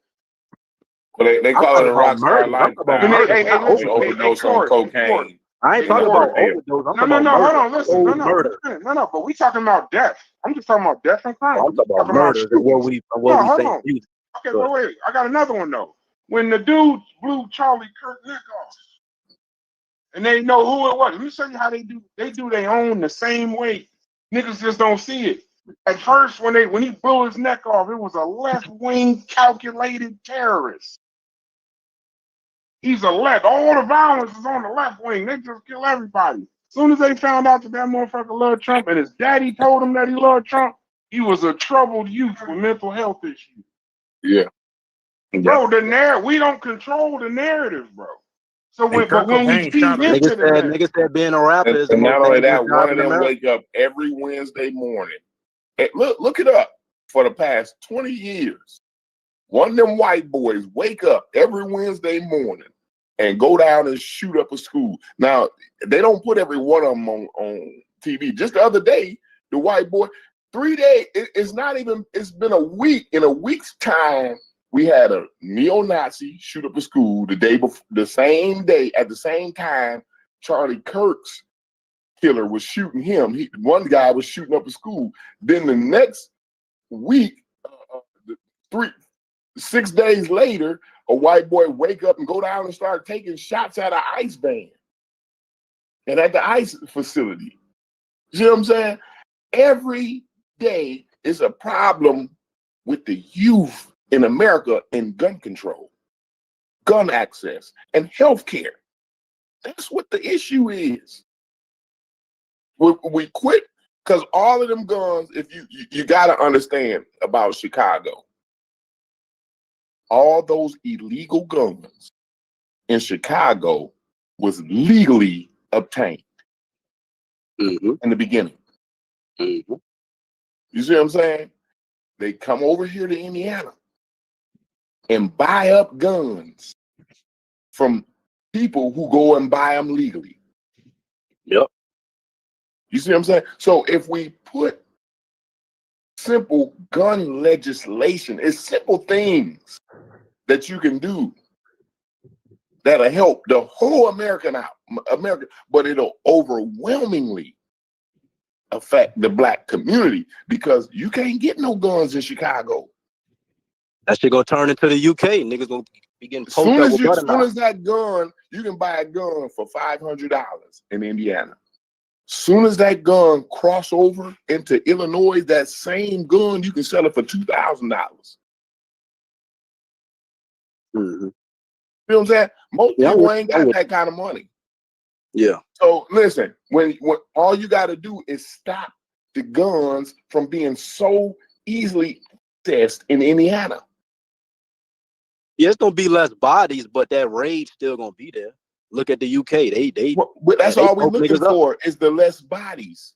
Yeah, I got you. Yeah, for sure. And then when you incorporate that with the access to the healthcare, then that mitigates the rage. The rage and death and murder ain't never going nowhere. I agree. Yeah, I agree. But what we want to do is mitigate it. And the small things that we can do to mitigate it, we overlook it because all we talk about is other shit around it. Yeah, I see your perspective. You more so kind of you trying to look at it from a micro perspective. I'm not mad at that because like you said, if something is an American issue, automatically, especially if you fix it, Black people gonna benefit from it. So I'm not knocking what you're saying. Hey, Fetty, I'm sitting over here thinking about double standards. That's so funny.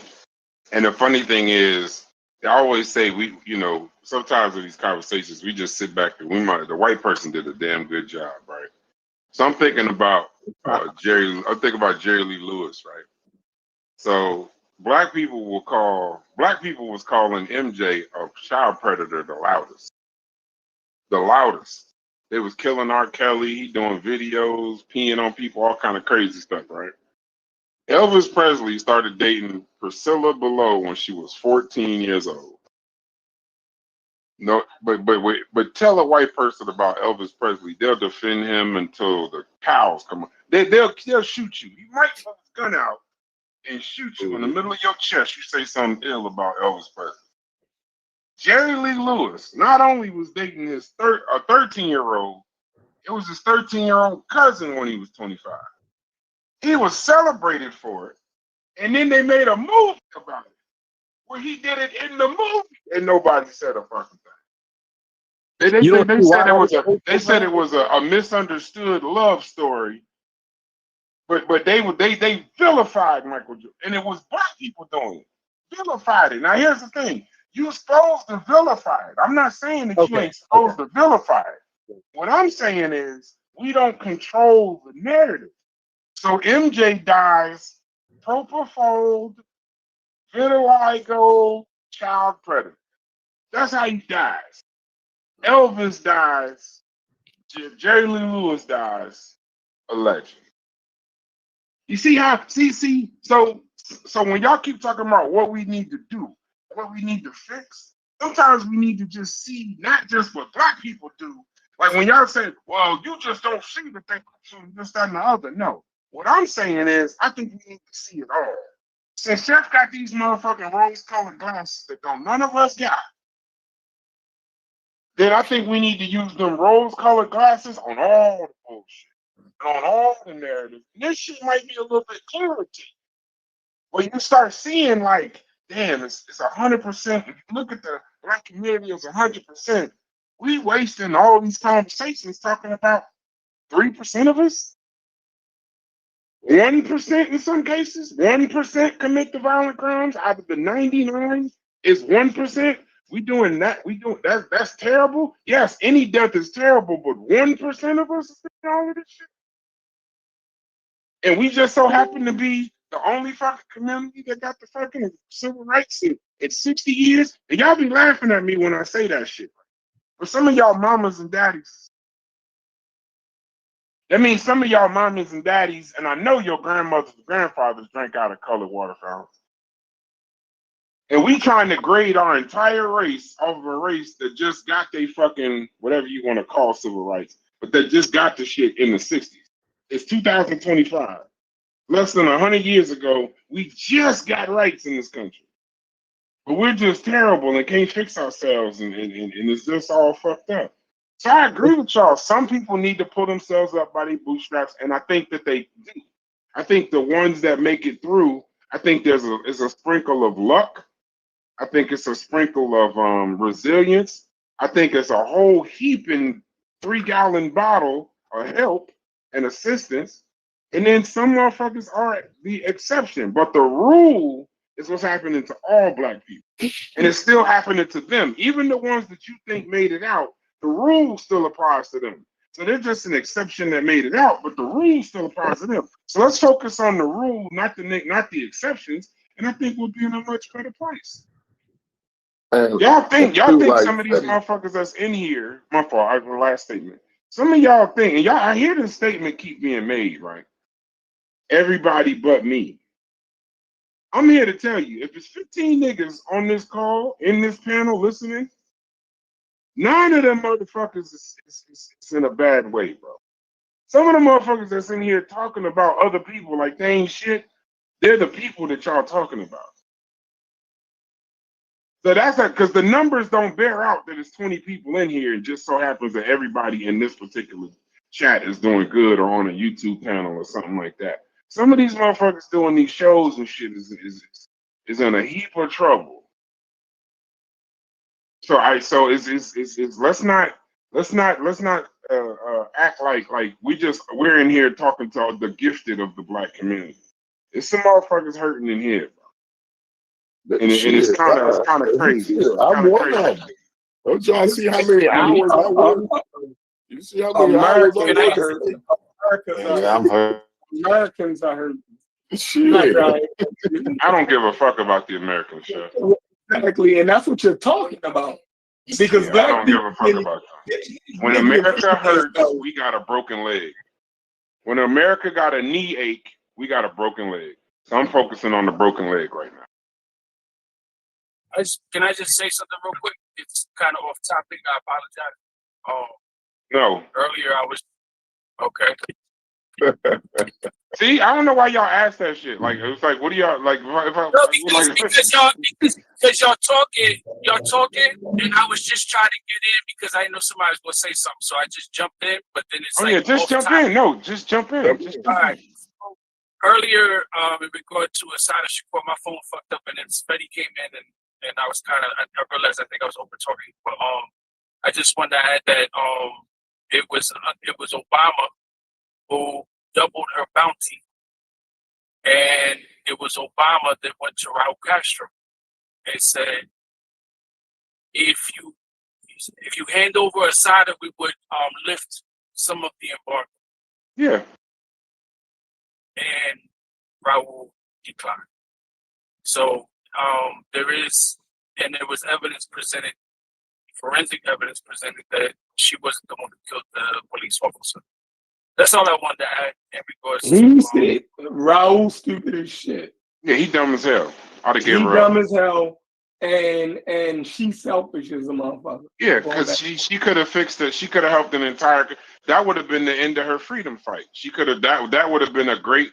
If she would have stated that she did that to help the Cuban people that took her in refuge, I would respect that more than just allowing them to suffer. And I don't blame Obama for doing it because that's his job.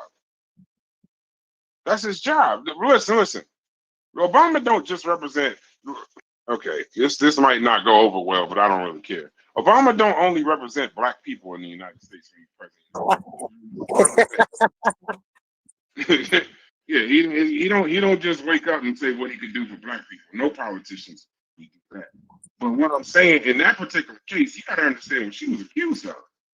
She was accused of the ultimate crime. She killed a state trooper. No, but that's the thing is there was evidence. I said accused.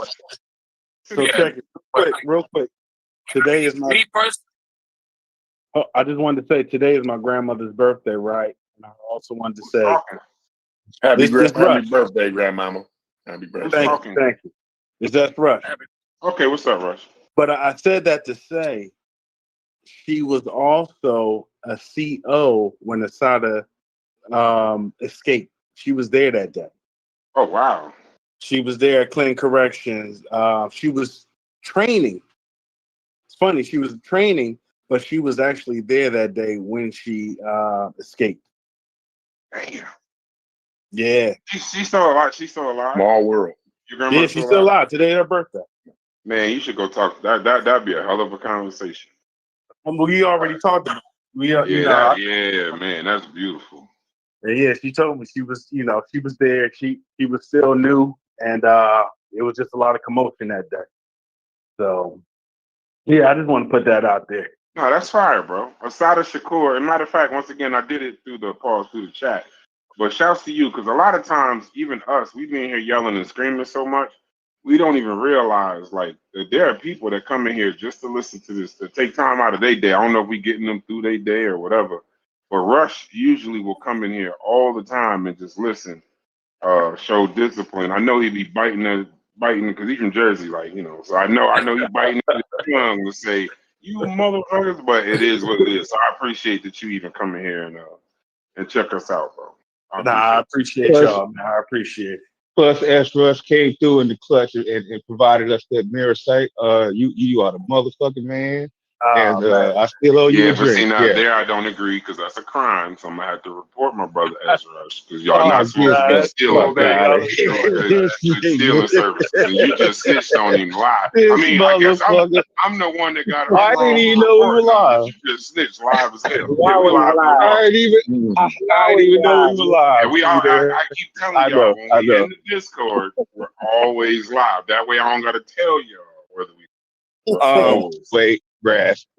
That was from earlier. I You didn't said even know we're it not was recording live. now. I was going at it with Corey. You know. No, That's what it I'm was saying. You good. specifically said we're not recording. Oh, right. You said And that earlier. that was before Yeah. that. Yeah, that was before that. I And know. if you look in the chat, it says we went live.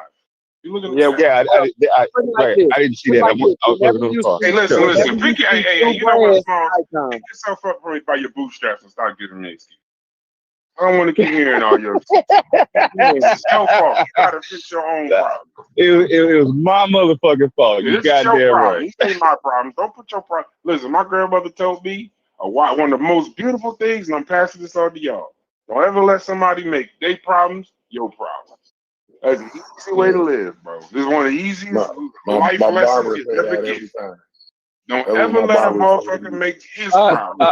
All right, you got me, nigga. They walk up to you talking about, I ain't ate in 2 weeks. I ate 2 hours ago. Sorry. Your problem. Fix your problem. But no, I'm just fucking. But yeah, no, I appreciate that, Rush. And yeah, I don't know much about Assata Shakur. But I do know a little bit about the story because it happened in Jersey. They actually teach that shit in school. So that's what I knew about it. But as an adult, I could say it sounds fishy as hell. But when I was a kid, I ain't gonna lie, I thought she was a fucking murderer as a kid. To be honest with you, it was pretty cut and dry that she killed a state trooper. And killing a state trooper, unless you're from New Jersey, state troopers in New Jersey are seen as like like Captain America in the state of New Jersey. That's how it is. That's how it is in Texas. You kill a state trooper, you burn it at the stake. Oh yeah, they're gonna kill you. Yeah, it's done. You don't touch a state trooper. Take your ass down to Garden State Parkway and fuck with one of them troopers. That's your ass. You know, it's dope what Rush talked about with his grandma, and it's wild. It made me think about it's wow how my life is. Been a part of anything dealing with jail. And it's crazy. I have one of the most famous situations that had happened down here, which it caught wave with the internet. But everybody remember the famous biker shootout that happened at Twin Peaks where 96 white people got arrested? Yeah, I remember that. Yeah. Yes, sir. You was there? Nigga, I was in jail. Remember I told you I was doing my weekends in jail. I was doing 36 weekends. I remember. Yeah, that was one of my last weekends there. They moved everybody from Highway 6 to Jack Harwell, which was a federal prison, so they can house all the new biker inmates. And I seen every single one of them inmates get $1 million bail, like live, because they was getting me out this bitch. They was like, nigga, you getting out an hour early, you only here for weekends, we bringing in some people. They hit every single person with $1 million conspiracy bail. And it's crazy seeing years later how all of them got off. But we knew it was cricket. Being down here in Waco, we understood what happened. But yeah, that's your wild. Mm-hmm. You know, I was looking at something the other day when we talk about how it's the same for us, the same for somebody else. It's funny. If y'all ever look, Jay-Z and by the way, I do. Hey, me and you gotta have a Jay-Z Nas conversation later. I'm pissed off. Big up Nas, nigga. Big up Nas. Yeah, and that seemed like it was personal. But I'm gonna celebrate Nas rather than complain about Jay-Z. But I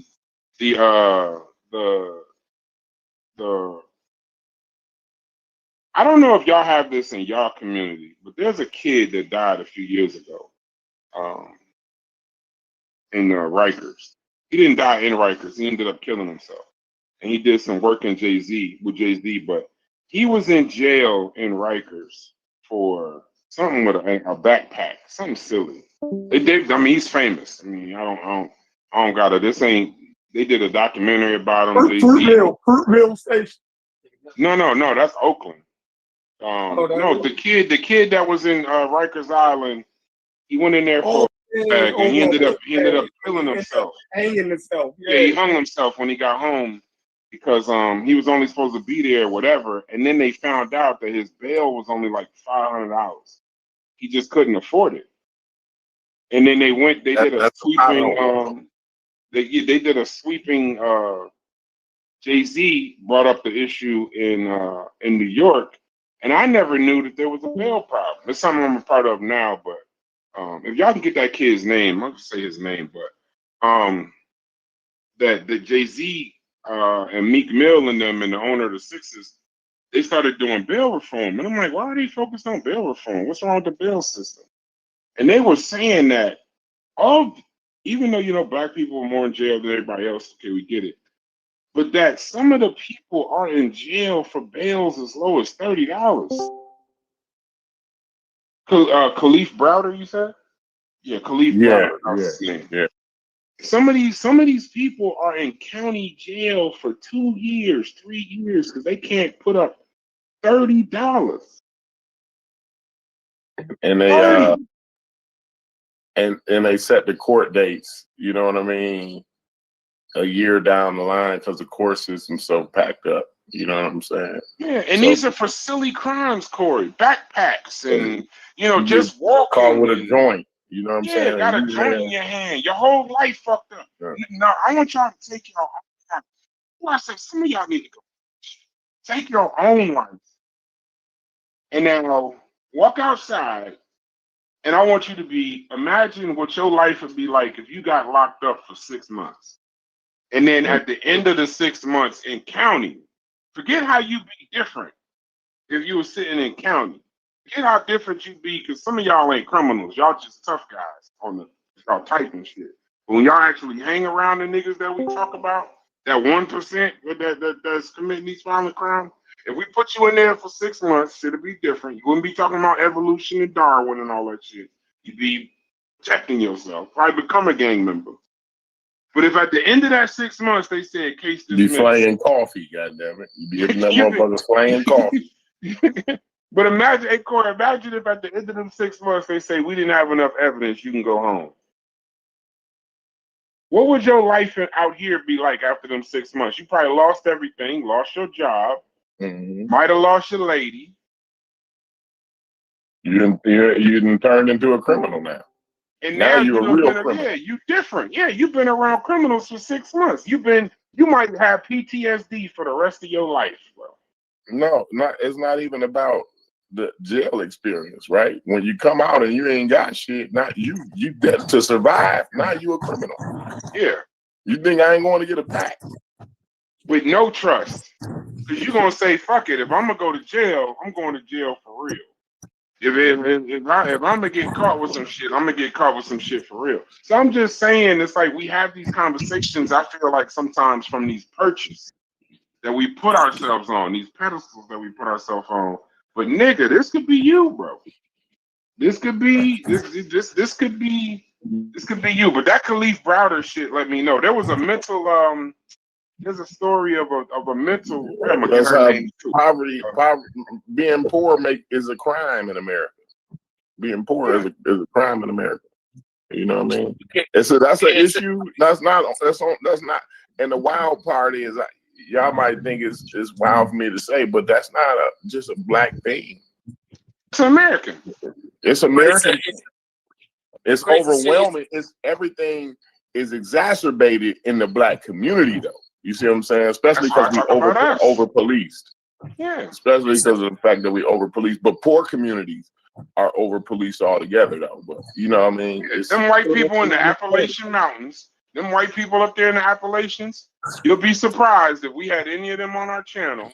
Them motherfuckers would be talking about whitey just like we do.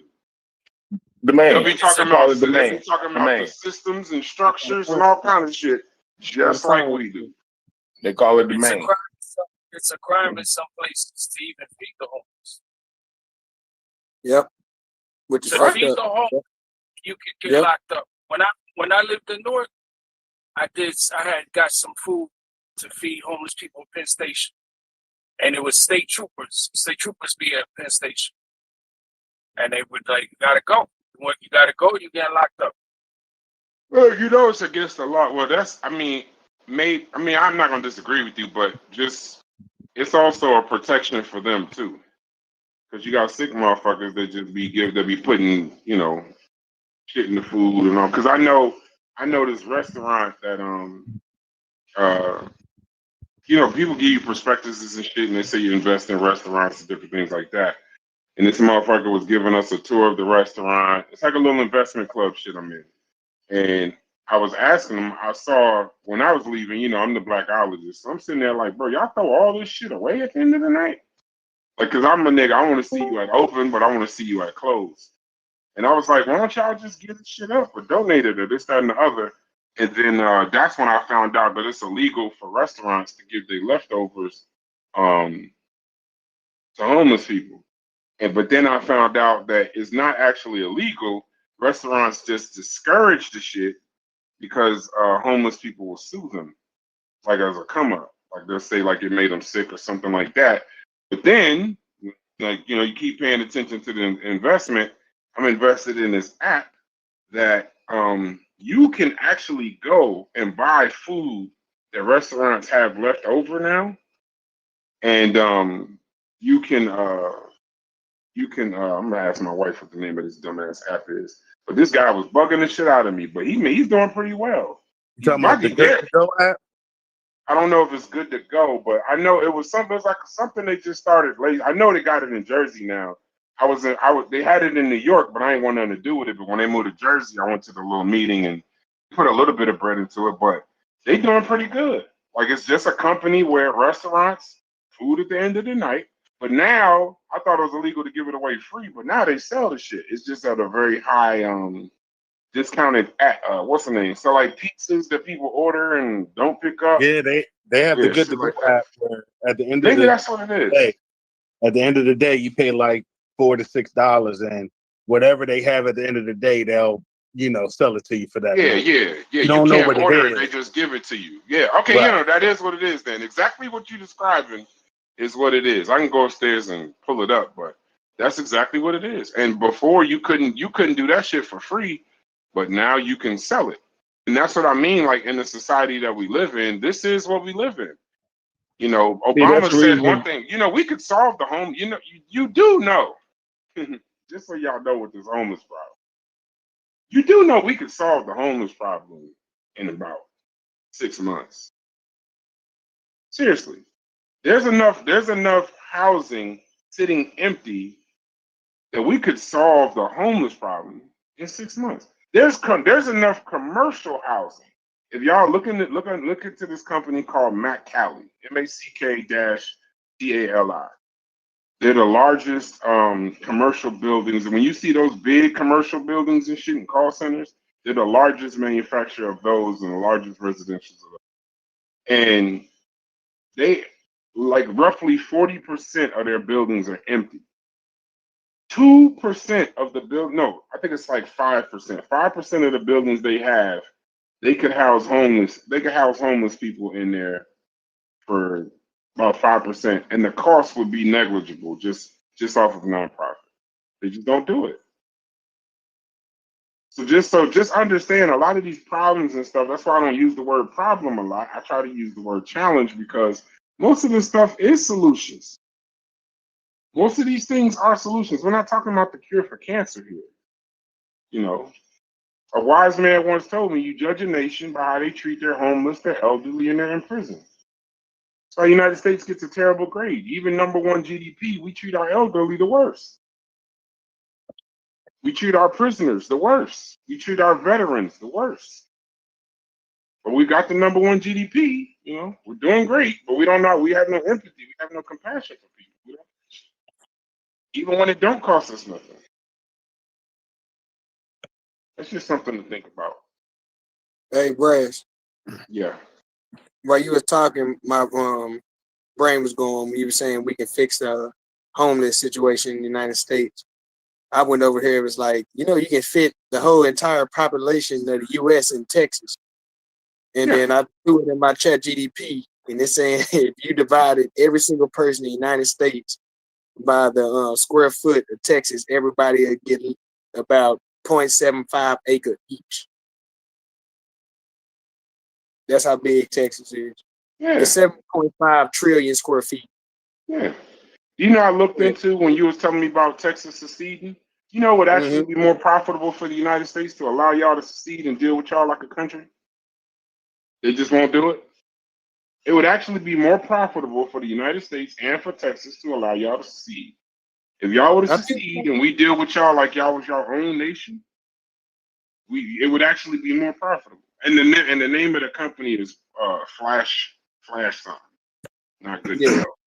Flash something. Flash food or Flash food. Yeah, I think Texas has the 7th largest GDP like in the world if we stood as our own country. Y'all are a country. Texas is a country. Yeah, something wild.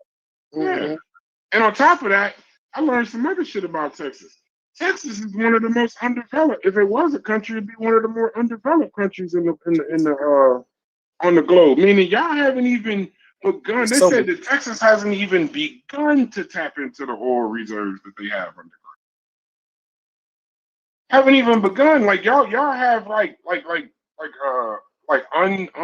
it? I forgot the word, but untapped resources or whatever. Y'all have crazy amounts. We transitioned from the land part to the oil part because we found so much in the Gulf of Mexico. So majority of the Texas, that's why Houston is what it is. That's the whole oil. That's I forgot the name. Called Seneca Coast or some shit like that. But yeah, that's why all the oil money is. I gotta talk to this dude.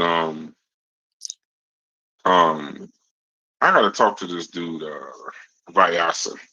Vyasa be having some facts. I don't know if he's ChatGPT in these facts or is he just doing it. He says you could fit every living human on the planet in Alaska. Oh yeah, Alaska's stupid. It's stupid big. You know, us as Texas, we're very proud. How's that possible? Because Alaska is fucking huge and it keeps growing, bruh. Damn. Yeah, we got mad when we bought Alaska because it took over Texas being the largest state. We was like, it's some bullshit. Rich nigga problems, bro. You gotta love the United States, bro. You gotta love the United States. It'd be funny, DQ, the conversations I have in here, and then I get off of here, or somebody call me, and we start having a separate conversation, and it's just to listen to the shit they complain about versus the shit that we be talking about. I just be like, man, this is. Well, because niggas be like, hey, what you talking about? Nothing. You know, like, nah. Nothing. It used to be wild because that was an aspect I used to say back in college. When I was smoke with my black homeboys, we'd be discussing our problems and shit. When I smoke with my white boys, they'd be discussing what's the next fun thing I'm gonna do. Yeah. And it's like two different dichotomies in worlds. So yeah, I just got off the phone with a motherfucker mad because he got to do Lake Tahoe and some other shit. And I'm just sitting there listening to him like we talking about the poverty line, and I ain't got the heart to listen to you talk about Lake Tahoe right now. Motherfucker was telling me, what the fuck did he say to me? He said, motherfucker, this is about the homeless person told me this shit. Homeless person said, never tell nobody your problems. Cause what is it? Never tell nobody your problems, cause most of them is happy that it ain't them. Like they're listening to you, but the only thing they listening to is that they glad it ain't them. And motherfucking don't ever complain. What is it? 80% don't care. Yeah, 80% of motherfuckers you tell your problems to don't care, and 20% just glad it's you. Yeah. And don't ever think your problems is insurmountable, because if a motherfucker handed you theirs, you'll drop and run. If you know what another nigga was going, I don't know. This is empathetic. This is empathetic, Brad. I'm probably being a little bit too nice today. I'm probably clutching my pearls just a little bit too much for y'all.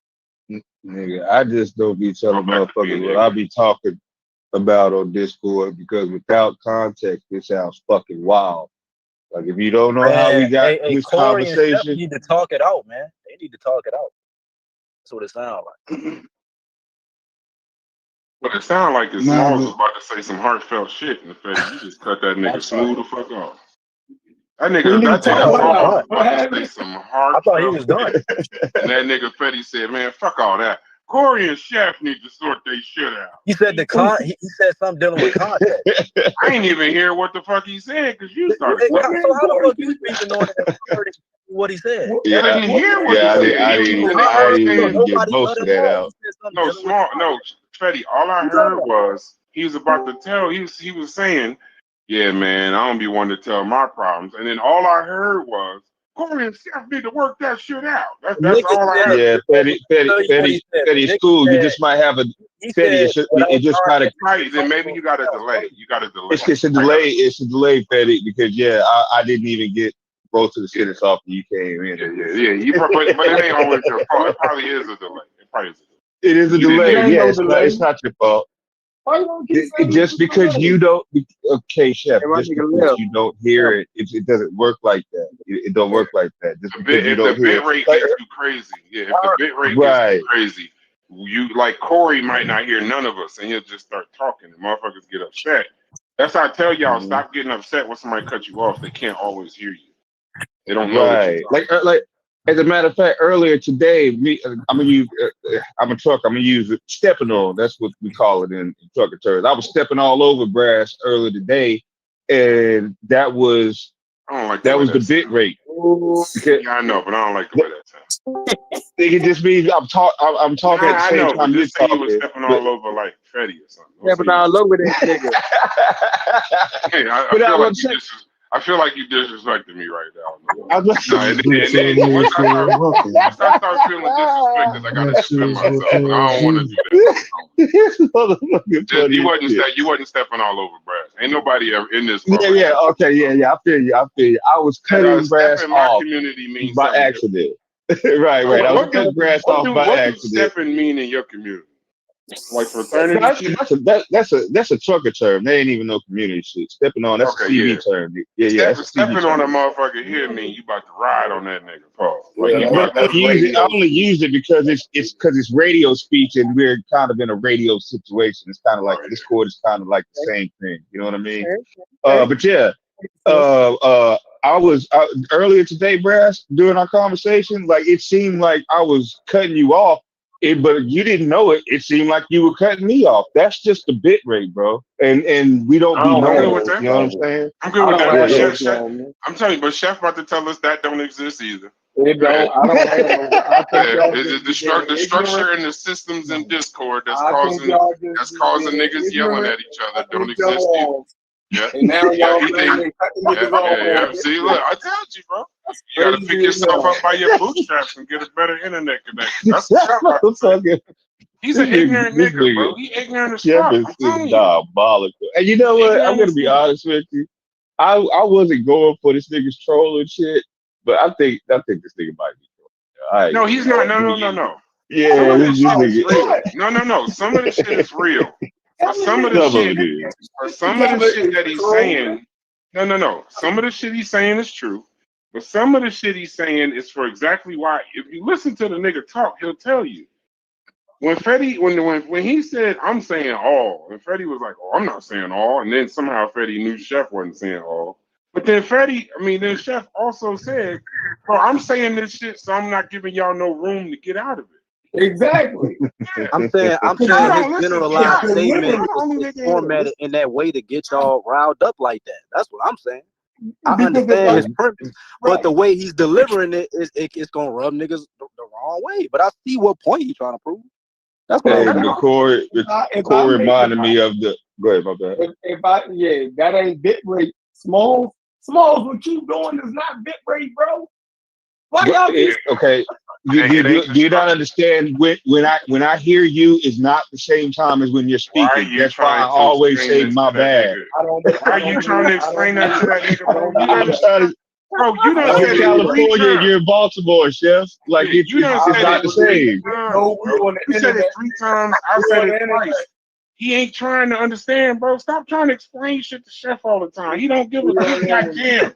He don't Yeah, the care. second I heard your voice, I stopped talking, Chef, because I'm like, oh shit, he must have been talking before me. Like I happen to know, so I'll shut the fuck up. Here you go. Some For won't the know 5th and they time. keep talking. And you know what he about to tell you? Pick yourself I up by don't your believe you. bootstraps and get a better internet connection. Bro, you ain't listening. Brass is actually talking and communicating with you while you're talking.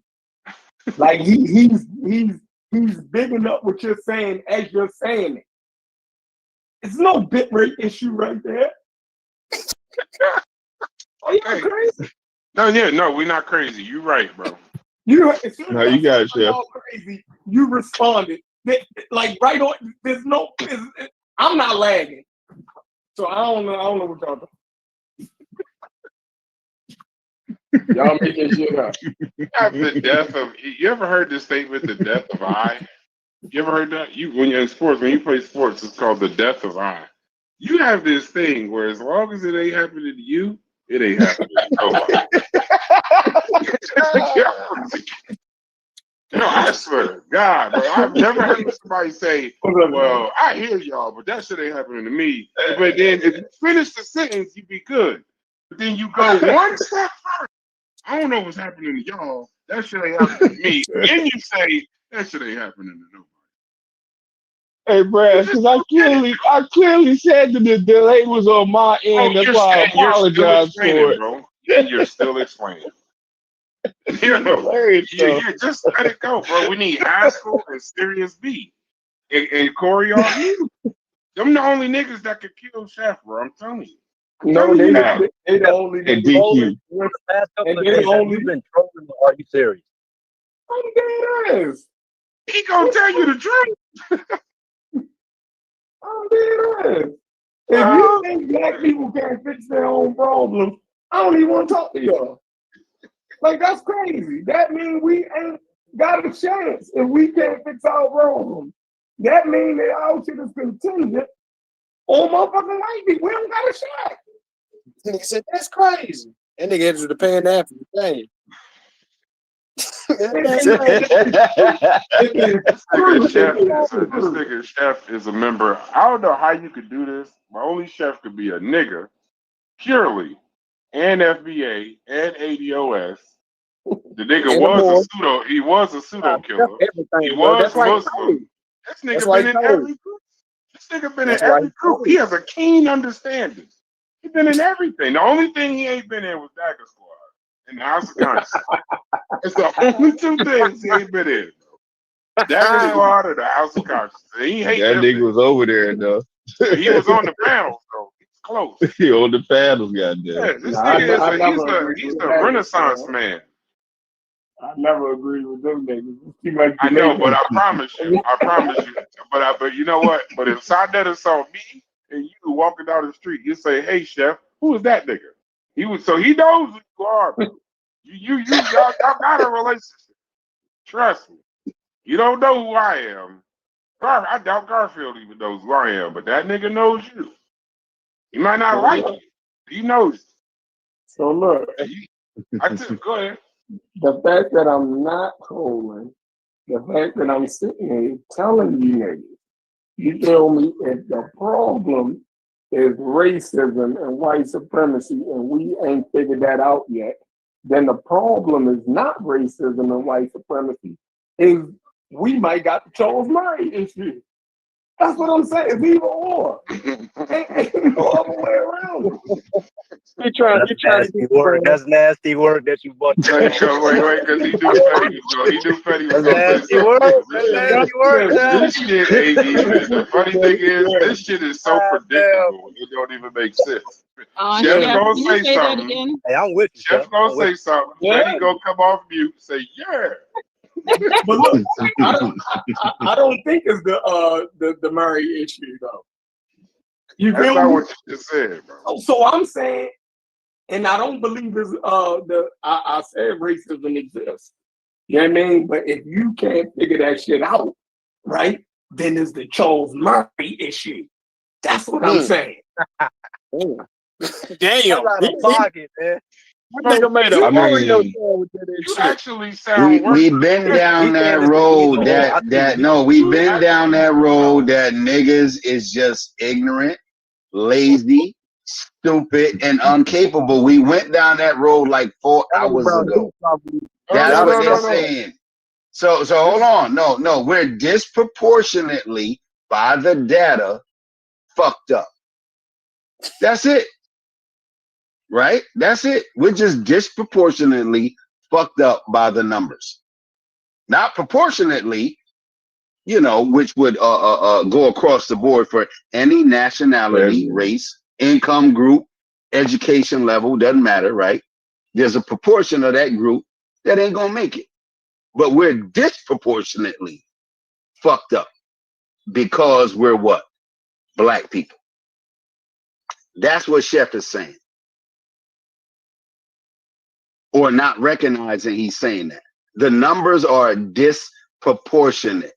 So we're extra stupid, extra lazy, extra low IQ. But we've been here longer than most of the groups, that are doing better than us. Been here the longest, we know the least. Right? We the laziest, and we still here. We the worst, and we still here. You'd have thought people with our traits would have died off. Would have fell below the belt and just fucking disappeared. Nope. We're extra fucked up. So, since we are, and that's what the data says, who's telling their children that? Who's telling younger people that? Who's yelling that outside? Nope, we all yelling it's the system. No one's teaching their young people that. No one thinks that on the way to work. On the way to work. So that's the original question. Are we disproportionately fucked up individuals or not? The numbers show disproportion. We ain't dealt with that yet. What I said earlier, single parenthood, drug use, lack of education, that's in proportion to any other group. But the disproportion, I'm going to keep saying it. That's what a DIS means. Something is not right. So either we're more fucked up than other people or something else is going. Mm-hmm.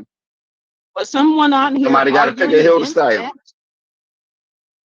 I think y'all trying to have a serious conversation with Carnivorous. And that nigga is ducking, he's dug in. Sometimes you just gotta allow a motherfucker to be dug in, bro. Chef is intelligent as hell. Carnivorous is crazy. So it's like when you're having a conversation. But he didn't answer the question though. He didn't say we're disproportionately fucked up. He said some individuals are. Some people we may know are, or some people we heard of are. I don't even understand. But when it comes to the data, now hold on. The data shows it's disproportionate. So there has to be a reason for that. Either we're fucked up or there's something else going on. It's simple. Just say it. We're more fucked up than everybody. Lazy. We don't understand math. We don't understand economics, the legal system. We don't understand none of that. And how long we've been here? In this country, watch people come and go. Come, do bad, do good, then do bad. We've been here just as long, pretty much, as the Europeans been. And we don't know shit. We ain't figured nothing out. We ain't tried everything. Get the fuck out of here. Just say it. We fucked up. If that's what you think. But when you say all of that, it's going to be clear. So you understand my point. And I hear you. And his response to you was that impassioned, intelligent, statistically correct statement. His response was, I don't understand. I think y'all trying to have like a genuine conversation with a motherfucker that's not trying to understand what y'all saying at all. He's not hearing y'all. No, they're having individual conversation about their pet peeves about black people that they know, black people that they had interactions with, black people they suspect of just being an outright fucking bum. You can hear it in their rhetoric. It's a personal issue. Because you can't show across the board that the group has not done every fucking thing according to American culture, or tried every metric and means. They can't show that. And there ain't no numbers saying we're more lazy, more fucking stupid, more prone to criminal behavior or detrimental actions to our own livelihood, our family's livelihood, and our kids' livelihood. There ain't no numbers for that. Yes, it is. We're more prone to shoot. No. Show me the numbers that show we're more lazy. No, stop. No, let's deal with it one by one. One by one. Show the numbers that we're more lazy and less likely. No. Let's just deal with employment. Let's deal with employment. Don't fly. No. Let's deal with employment. Employment. Let's deal with employment. Don't need to worry about Let's deal with employment. Let's deal with employment. Show the numbers where we're less likely, hold on, to seek employment, right? Maintain employment and gain beneficially or detrimentally from that employment. Show the numbers that we don't do that. I can show that us on the average level, on a group show the numbers that we don't seek employment. I gave you a definitive one. I show the numbers we don't seek employment. And you talking about jobs. He's talking show the numbers we don't seek employment. Yeah, I know, but y'all just keep saying the same thing. But what are you trying to? What are you looking for exactly, Hicks? What are you looking for exactly?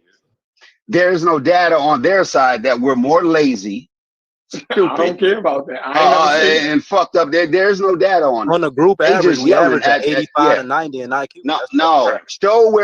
Show the data where we don't seek employment. Gainful employment. Show the data. Yeah, no, they're giving you. I think they're giving you answers though. I think they're trying. Go ahead. Go ahead. Let them talk. When they start talking, let them talk. No. They're going to tell. Hold on. I just want the audience to know. They're going to give us data that show that African Americans don't seek gainful employment. Okay, go ahead. I didn't say that. What? I'm confused. That exists. There ain't none. Now I was quiet. There ain't none. Right. You really, again, you asking questions you probably don't know based off simple question. Show the data. Now hold on. Hold on. No. Because when I was quiet, he didn't say nothing. Let's clarify the question. Show the data.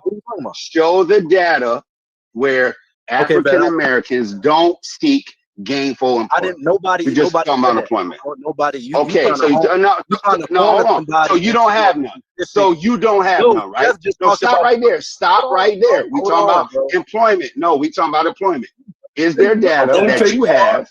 Is there data that you have? Is there data that you have that shows African Americans don't seek gainful employment? That wasn't the argument I was making, but if somebody asked a simple, then be quiet then. It's a simple question. Chef got it. But he was talking about something completely different though. Chef said he got the data. Go ahead. Go ahead, Chef. I'm not answering that. That's foolish. So you don't have no data. I think Anathema just called me an old lodge Negro. God damn. What? What the fuck? I don't always focus on the chat, right? So something in the chat. Oh shit, they on the soundboard. This nigga said. Let me get all that stuff I put on the soundboard. Sounds like an old lodge Negro. Lodge? Jesus. There is powerful niggery at work here. That's not me on the soundboard, by the way. No, I That's don't know. somebody else. Whoever's on the soundboard, they killing it though. They right on They time. cheating. As long as they know they throwing shit at a throne, I'm good. I'm used to niggas throwing shit. That's cool. That nigga said I'm a old lodge basis Negro. God damn.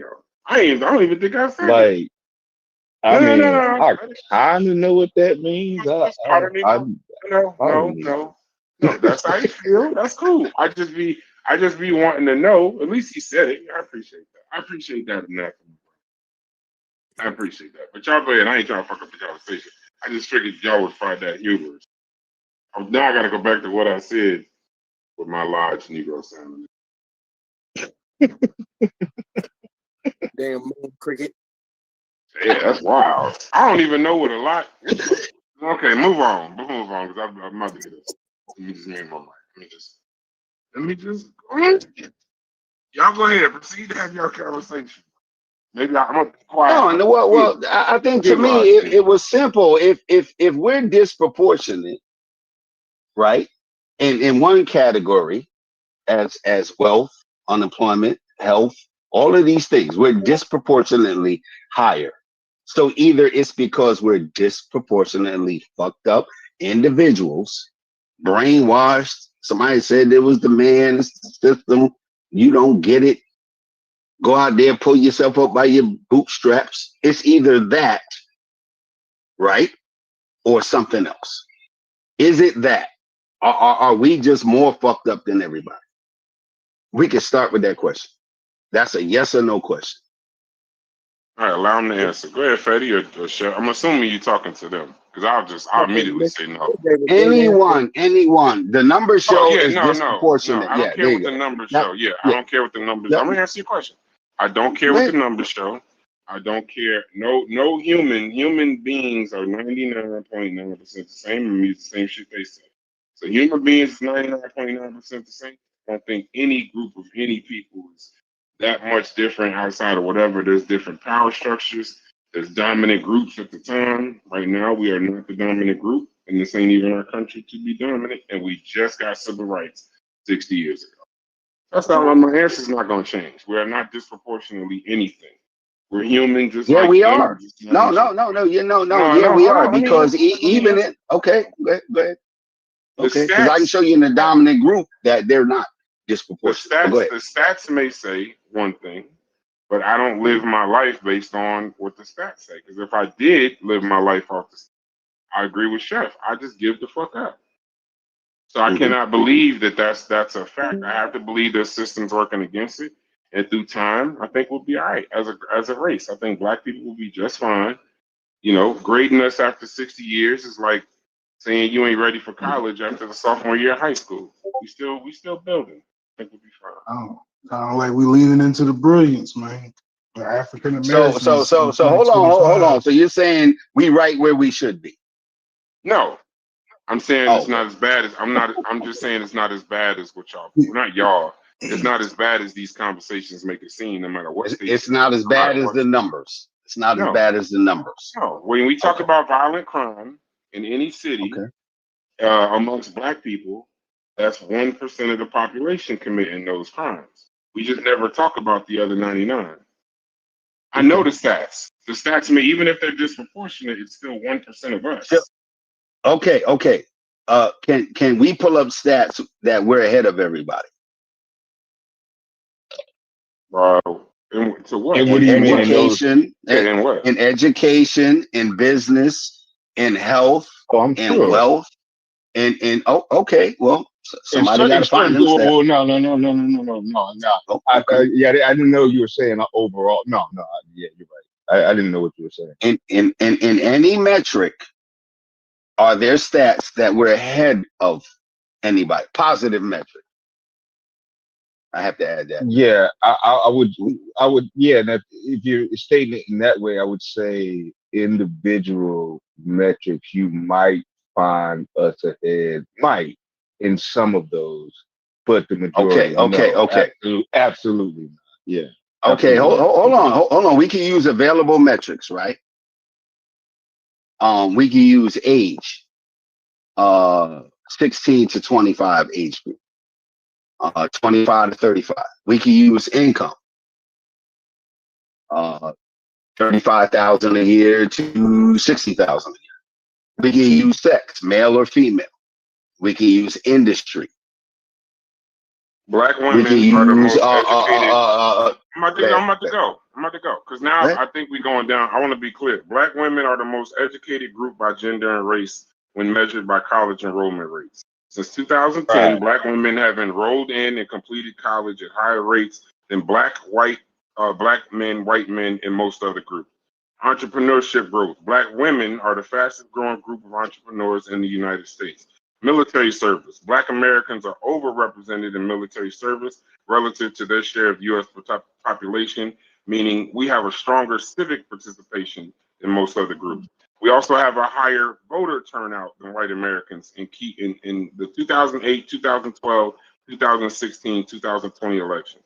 Black Americans dominate in music, sports, fashion, and cultural influence. In sports like basketball, football, and track, we consistently lead globally.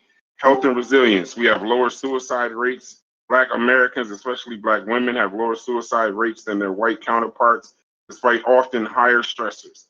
Community resilience, Black communities report higher levels of church participation, social support, and community cohesion. Declining teen pregnancy rates, we have the lowest teen pregnancy rate. It's the sharpest decline amongst all groups and teens. Philanthropy and giving, Black folks give a higher percentage of the discretionary income to charity and community causes more than any other race. So despite the systemic barriers, Black Americans are ahead in educational gains, specifically women, entrepreneurship growth, cultural leadership, civic participation, and certain health social resilience measures. I will not sit in a chat where we fucking cannot figure out. Hold on. No, read that one sentence. I thought the white man hold on. Read that one sentence you said. In despite of, say that again. Despite of systemic barriers. Stop right there. Despite of systemic barriers. If we're that positive on everything you just mentioned, how are we still low on the totem pole here? The lowest. Because once again, you gotta kill yourself, bro. Wait, now something is missing. Something is missing. Y'all will say y'all will say that I'm saying something positive about Black people that's killing myself. You know what would have killed ourselves? Don't nobody interrupt me for 2 seconds. You know what would have killed ourselves? If Hits would have asked the question, what do we lead in? And we won't talk about that, but we'll be so quick to talk about what we ain't shitting when there are things that we lead in. So all I did was give the information that he asked. Now, if we want to forget all of that, I knew y'all. I literally said, hold on. I knew y'all would start talking because when we talk positively about Black people, here we go. The fake shit. Come on, Fetty. Come on. No. I said what I said. Now, if you can accept what I said and now say emotional strings. And now say, but Black people ain't shit. See how this goes? It goes, I just said all of that, and then you go, well, then why we ain't shit over there? Or why we ain't shit on this totem pole? Or why we ain't shit here? That's a conversation I'm not gonna have. Y'all can sit here and do that. But I just trust and believe, Hits, when you ask that question, what do we lead in? If I wouldn't have read it, it would have been crickets in a damn near all Black chat right now. Like as if Black people don't lead in shit. I'm not saying that. I'm saying that there are situations in this country, and if we're saying threshold of responsibility to a Black person being responsible, a Black person being accountable, the primary factor that's having an effect on Black people in these United States are outside stressors, not within. It's not their resilience that they're struggling with. They have primary stressors. We understand that. Now hold on. We understand that on our Black side of this conversation. Everything that you just mentioned, we all know. Hopefully we all know. If anybody know anything about Black history in America, we should know. Hold on. We should know some of those metrics, right? That is not what they say, right? Or it's not as bad as presented. or the music ain't as horrible and is a contributing factor as to girls wearing skimpy outfits and dudes pulling their hat down over their eyes. Overall, we do the right thing, or we try to. The why comes in because we're still at the bottom. Okay, so now can I answer that question? So no, hold on one second. Uh-huh. That's the gist of a lot of these conversations. If majority of us, which Brash just showed, are trying to and doing the best they can, why are we still at the bottom? It's for 200. Now, hold on. One more word. Hold on. Yeah. One more word, Brass, and I'm done. Okay. Disproportionately at the bottom. Not just at the bottom. Okay. Every society leaves room for a lower class. It could be handicap, could be age, could be whatever. There's that factors in. But if you're disproportionately somewhere, even doing everything you said, what else is going on? Well, okay, so also, I mean, I know we're gonna boo and hiss at our own people, but just understand when y'all boo and hiss at what I'm about to say, you're booing and hissing your great grandmother and your great grandfather. Because at the end of the day, remember, we're also a group that worked for free for 300 years. No, tomatoes, y'all got tomatoes to throw at that, bro? That for 300 years in this particular country that we supposed to get ahead in, we worked for free for 300 years and never was paid, while they benefited for free. Then after the fucking slave trade, so now we'll do a short, quick history lesson. So then after that, you get Reconstruction. So after you get this emancipation, let's not forget, we've tried numerous times as a people, as individual groups, and as individual people. So I say black people, individual groups within the black people, we've tried. They have not only suppressed it, they violently suppressed our attempts when we do advancement, when we tried to have ownership, when we tried to be a part of the political process, when we tried to have better schools. These are violently. Then when we get into the home ownership, then you go into the redlining. So I'm not saying it's not a person's individual responsibility also, but we are unique in our stressors of being the only group of people here that had a 300-year wage gap. And we're trying to say, why aren't y'all like them? When they worked our ass for 300 fucking years and didn't pay us, and now y'all saying, well, we gotta catch them. When they constantly suppress, every time we try, constantly suppress. They give you rights, they take it back. They give you affirmative action, you don't really benefit from it. Give you DEI, don't really benefit from it. Tell you free, mass incarceration. Like every single time, this is what I mean. If you wanted to talk about what black culture is, it's actually resilience. Bro, I just told you that black women are the most educated. Gender, race, I forgot exactly what the stat was of that group. You know what the other side of that stat is? They're also the largest victims of wage theft in the country. Mm-hmm. So when we keep saying why we ain't doing this, why we ain't doing that, it ain't for lack of fucking effort. Motherfuckers is trying. Motherfuckers been trying. But how the fuck do you replace 300 years of wages? How do you fucking replace 300 years of motherfucking advancement, political participation? How about there was 300 years where you was just property? You was no different than a fucking Xbox to these niggas. And now you telling me, oh, you can't keep up with them. We're so disproportionately fucking this, that, and the other. What the fuck are y'all talking about in here? We got the worst healthcare access. We got higher maternal mortality, shorter life expectancy. The food deserts. We talking about, oh, well, motherfucker can eat healthy. He lives in a fucking food desert.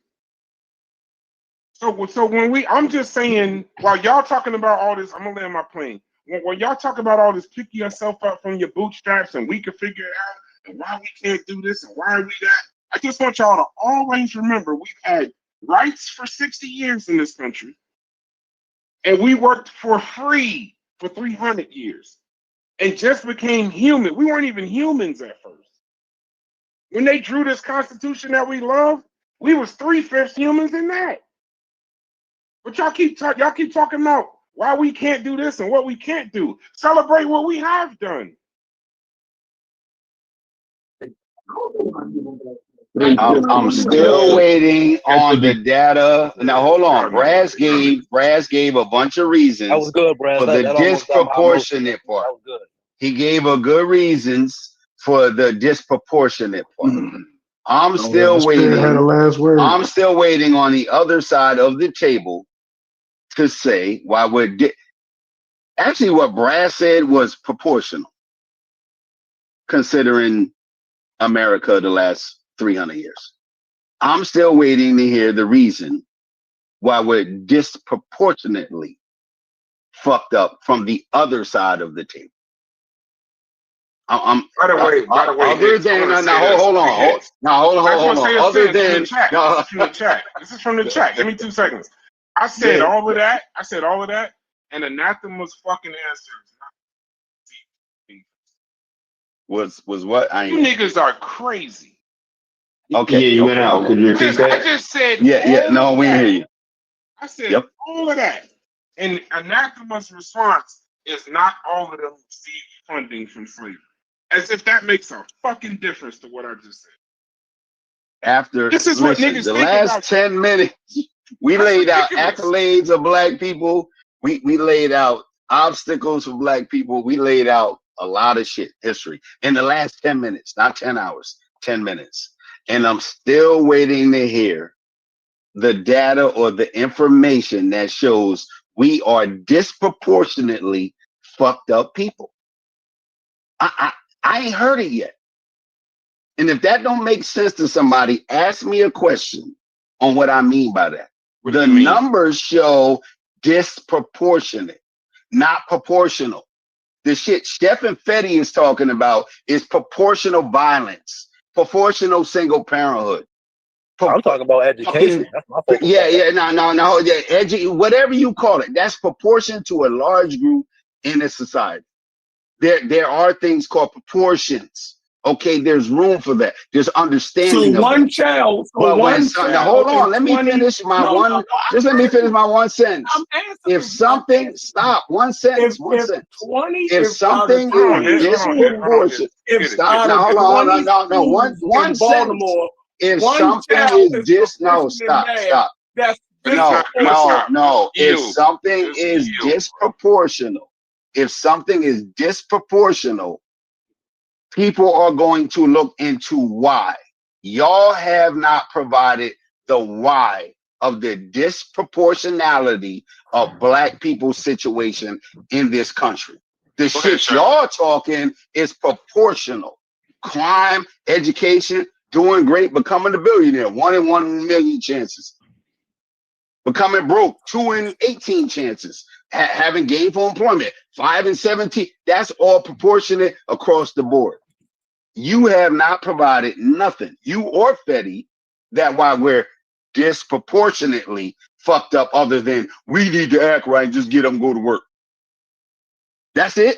That's your fucking data? Yeah. Okay. You can't find that nowhere. Hold on. Let Chef go. We're still on Carnivorous Podcast channel. Let the niggas speak. I agree. Listen, sometimes the answer is so simple that niggas just don't want to accept it. You know what I mean? Yeah. Go to school, get good grades, go to fucking work. What else you want to hear? It's just that simple. But it's hard for you niggas. I'm going back.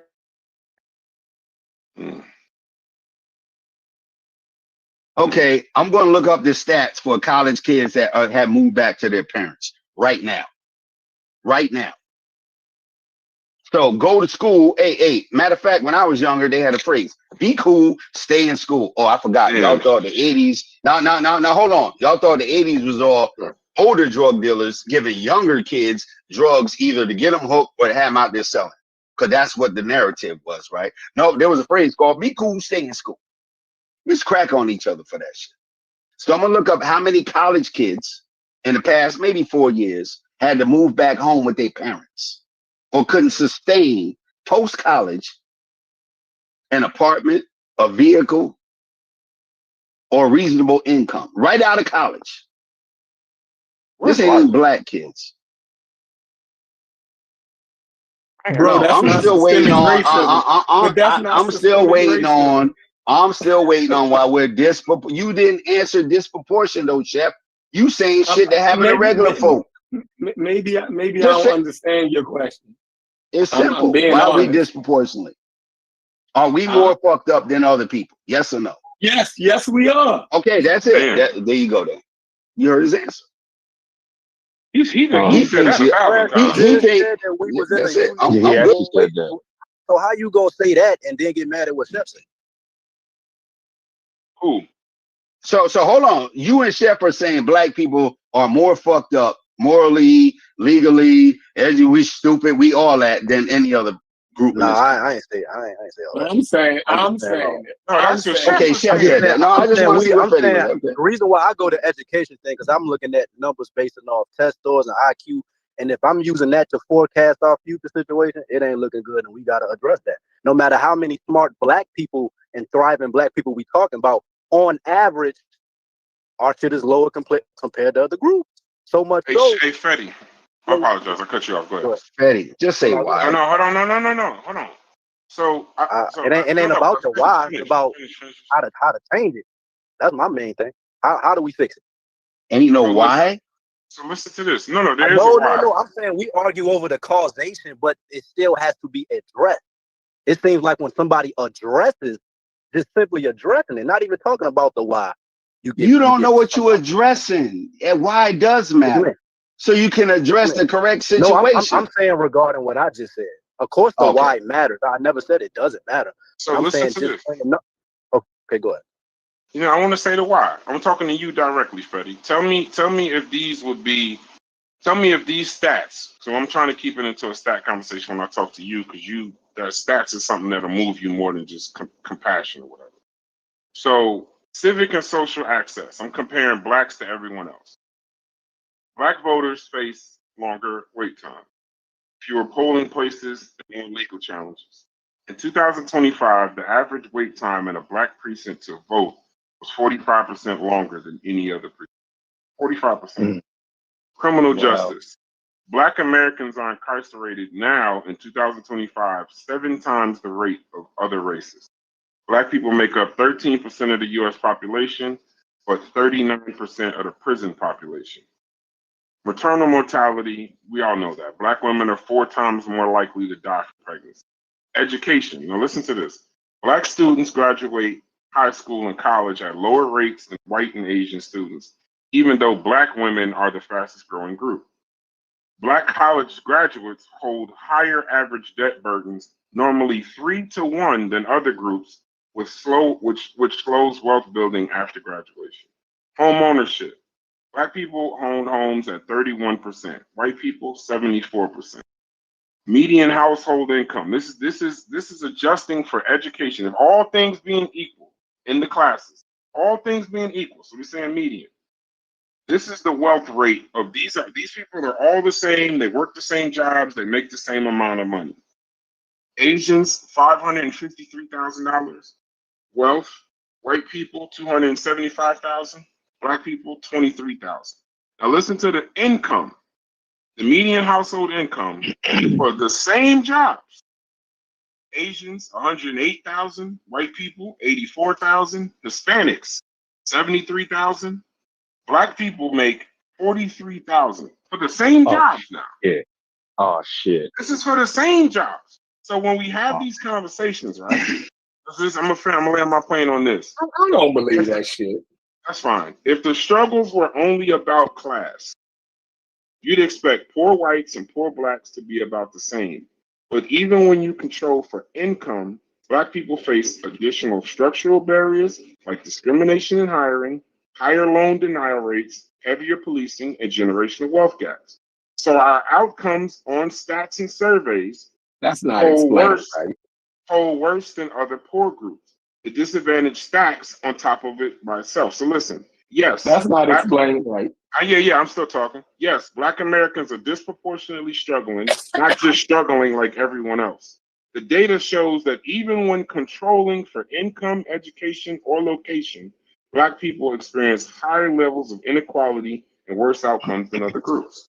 Now, Fetty, or Shad, it doesn't matter, but Fetty, giving you that information, are you still saying that it's just us? That it's a level playing field, or even that it's slightly disadvantaged versus or that it's slightly disadvantaged versus the disadvantages I just told you. You reading all of that still doesn't indicate that it's a 100% systemic issue. No one says it's 100% systemic issue. That's not an argument we make. I said it's primary. I'm not saying that. Yeah. I would never say it's 100%. Nothing is 100% anything. Some niggas got to get themselves together. I would never say that. But I would say that amongst those stressors, then amongst those stressors, just understand that if we're getting incarcerated at 6 times more, like these aren't small disadvantages I'm talking about. These are extreme stresses. So when you're trying to figure out why it's disproportionate, the fucking trauma and the mute, Chef. Yeah, Chef, you might want to mute up. No, y'all mute or somebody else do. Or he could be the same. When we keep talking about why we're disproportionate and where we at, the barriers and institutions is disproportionately weighed against people. So you can't say it's not like that's for other. Bro, I just named Hispanics. Hispanics make $73,000 a year on average. We are below them. And they got their own set of stresses. Our stresses are unique. And on top of that, Fetty, y'all cannot account for 300 years of lost wages. I got you. Lost education, lost advancement, lost political representation. I'm gonna hit you with the 2 things can be true every time. 2 things can be true because a lot of the accountability things we talk about can add fuel to that fire that we talking about that's rooted in systemic shit. So I'm saying a lot of Black people who just may be living life, not financially literate, not looking at certain statistics, they may not realize that they're adding to those problems. So I'm saying, yes, something can be fucked up, but there are things you can do to change that or make it a little better. So when you talk about those, I can't give you an estimate. I can't give you an estimate if it's accountability / systemic racism, but I know it's both. And I know it's both too. We agree. I know it's both too. We agree. I'm not disputing. But I'm saying like having not you, but a person having a systemic racism argument, right? Like a lot of Blackologists we see or Pan-Africans or whatever, but they completely ignore the statistics that, make us, kind of cringe a little bit. But I'm saying that's not doing. You mean like how I read all of that and Chef said I'm not believing none of that shit? No, I think what he meant was not what he meant, but the statistics show us on the bottom. So Brass brought out statistics that show that per capita or per person, we do just what other groups do, right? That's what his data was showing per person, per group in a relative plane. We do what other people do, but the other numbers show we are still on the bottom. Now, we not getting to the point of why. Chef said, motherfuckers, and I'm gonna quote, ain't worth shit if they just act right and do right. Hold on, everything will be fine. That would surmise that everything Black people have done up until 2025, because in 2025, we're still on the bottom. We ain't did none of what Chef and Fetty and anybody is talking about.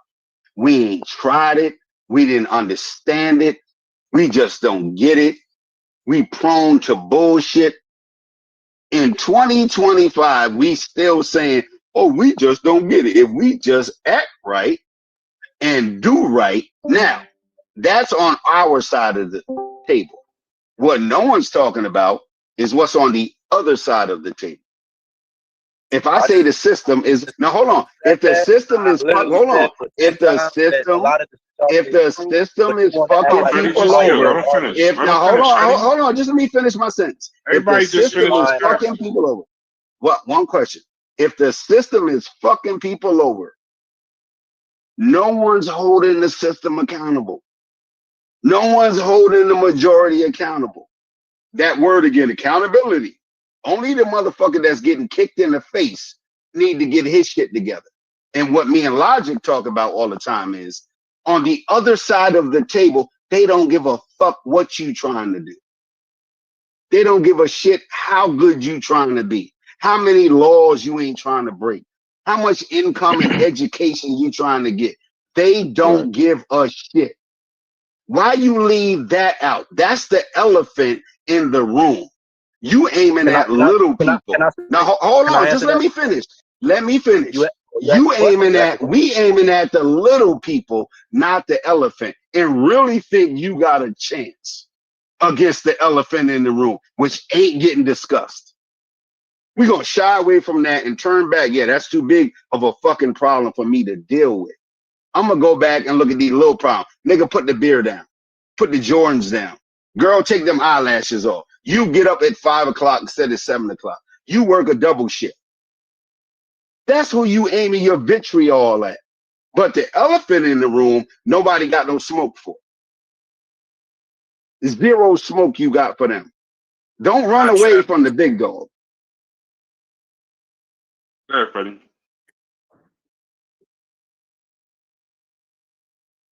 You're on mute if you're talking. Yo, can you hear me? Yeah, you good now. All right, so again, you tried to create another false narrative that I have this narrative or this rhetoric of saying something on one side and not taking into account the other side. I hate how these convos always go like this. It's like when you try to find middle ground, niggas gonna still say you have this opposition that's so extreme. But I'm not even gonna stress that much. But I mean, again, bro, if you gonna knock people for having some sort of disgust when they see that certain things, whether dealing with our culture or anything, that may be adding fuel to a lot of the things y'all talking about, understand those same people in your community will kind of act like the shit y'all talking about as far as the systemic shit we don't know about. That amazes me. Like the fact that y'all feel like y'all gotta tell us this as if we don't know. Like that shit is a mind-blowing thing to me. But again, like it seems as if whenever somebody tries to hone in on African Americans and a lot of the shit, again, we can do to help the problem. Niggas ain't trying to hear that. And I want to say this one thing. You also gotta acknowledge, like Booker T. Washington said, all of the systemic shit y'all talking about, there's an industry and there's people in high positions that is using that to keep you in that same position because that's gonna keep their job and money. So that's the only thing I'd say. Well, this morning, and I hear what you're saying, right, Petty?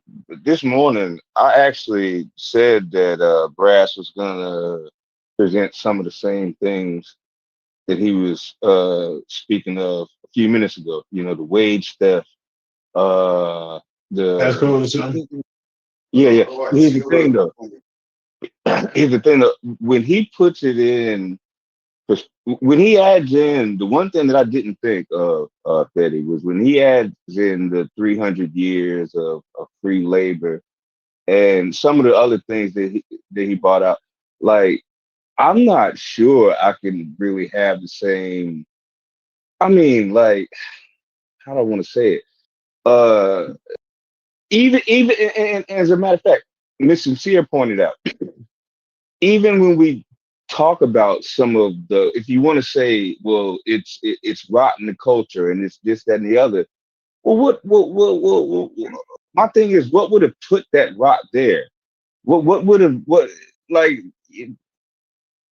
made for the drill culture and the this, that, and the other? Like it's some systemic shit that was, I think, it's the result of some systemic shit that's that I don't know if it makes sense that that we go through it and so go ahead. You try to say something, Petty? You know what though? You know what? I may have too much faith in black. Look, it's kind of hitting me like reason why I care about things like the bell curve and certain statistics that I see trying to fit. Maybe I have too much faith in black people, bro. Maybe I should take the rhetoric that, we have this system that's weighing on us and you really can't do nothing about it. It sounds like y'all saying that we handicapped and we inferior. So maybe y'all right. No. What it is, Fetty, when that's what I'm hearing. It's asked the question and That's what nobody. it sounds like. It sounds like the white man is like a demigod. It sounds like he a demigod and we just can't do nothing. So hey, I guess I thought that you use his bell curve data to say that. No, hold on. Fetty is the particular one that used the bell curve data to say that. So how the hell are we? I don't know. No, hold on. No, you said we're saying the white man's thing. No, you brought all the white man information. Don't forget what you brought. You brought the bell curve white man data. You brought that. Don't push that off on nobody else. Because I got the balls and the mental fortitude to talk about shit you don't. Yeah. Oh, now it takes balls to somebody else do it. Oh, they just bringing the white man down. I don't turn the blind eye. I don't turn the. Yeah, no one is. I got the. No one is. Yeah, stay on the. No one is. You still ain't proved the why. You still ain't answered the why. Yeah, because you can't. You or Chef can't answer that. Other than saying we more fucked up than everybody. And no one believes that. No one believes that except for y'all. Y'all believe that. Just say that's what you believe. That's cool. Even if you were to say we're more fucked up, but Hits, even if you were to say that, they ain't even gotta prove it. They can just say it. They ain't even gotta prove it. They could just say it. But what's the cause of it? Analytics all day, but don't look at ours. No, we ain't doing why, Smalls. Remember, we ain't doing why. We ain't doing why. We ain't doing the how. We need to know. They just talking. They ain't got no data to prove that. They just saying that. None of the books I read. They ain't saying that. Yeah. Okay, sure. So you should have an easy why. Why? I'm not against. Hold on. Fetty read a whole lot of books. Fetty read a whole lot of books. He gonna tell us why. Bringing data, niggas don't look at it. Niggas. Go ahead. Why are we more fucked up than everybody else, Fetty? Go ahead. Fetty gonna tell us.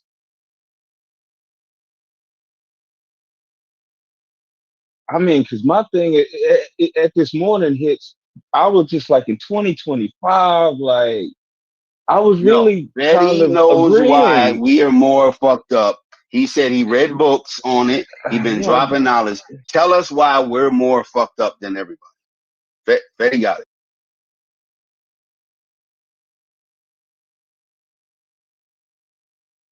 Or Chef, help Fetty out. I'm sure Chef. No, I don't think Chef's still here. No, Chef gone. No, he's there. Fetty, you know why? No, Fetty's gonna tell us why we're more fucked up than everybody else. And hopefully you don't end up on, alcohol or weed or Jordans or rap music, shit like that, because that's the majority of our consumption and budget, Jordans and, gold chains and all that stupid shit. Yeah, for sure. Yep. I need Brad statistic. Explain how we can work at the same job as a white person and an Asian, do the same thing and get paid less. That's a civil rights issue. Like y'all can't believe. Yeah, that discrepancy would be alarming. I'm not saying that the stat is wrong, but I mean, but let's say it's no. Hold on. Say that again. I'm gonna Google it right now. No, hold on. We're gonna answer Chef question. What was the question again, Chef? How can black people work next to an Asian and make less money? Is that it? Yeah, we're talking about like 40 grand. Left. Okay, hold on. I'll be more poignant. How can a qualified African American work next to a non-African American and make less money? Is that a better way to phrase it, Chef? Before I Google it. Anybody? Yeah, that's what I thought. Sounds hot. I mean, sounds interesting. Yeah, it's not that interesting. Trust me, it ain't. I still want to know why. We're more. Just say it. We're more fucked up than everybody else. We ain't gotta even have these long ass conversations. If that's how you feel, then that's cool. But they can't find no numbers to prove why. I'm not sure. They can't prove we lazy. They can't prove we lazy. They can't prove. No, they can't prove we lazy. They can't prove we stupid. You don't read none of that shit. So what are you talking about? Go ahead, bro. Go ahead. Yeah, who information? Saying what? You be asking for shit that niggas probably could have said. What's the information say, Fetty? For the audience, real quick. What does your information say? What does your information say? I bet you he won't tell y'all. What does your information say? You know why he won't tell y'all? What? Go ahead.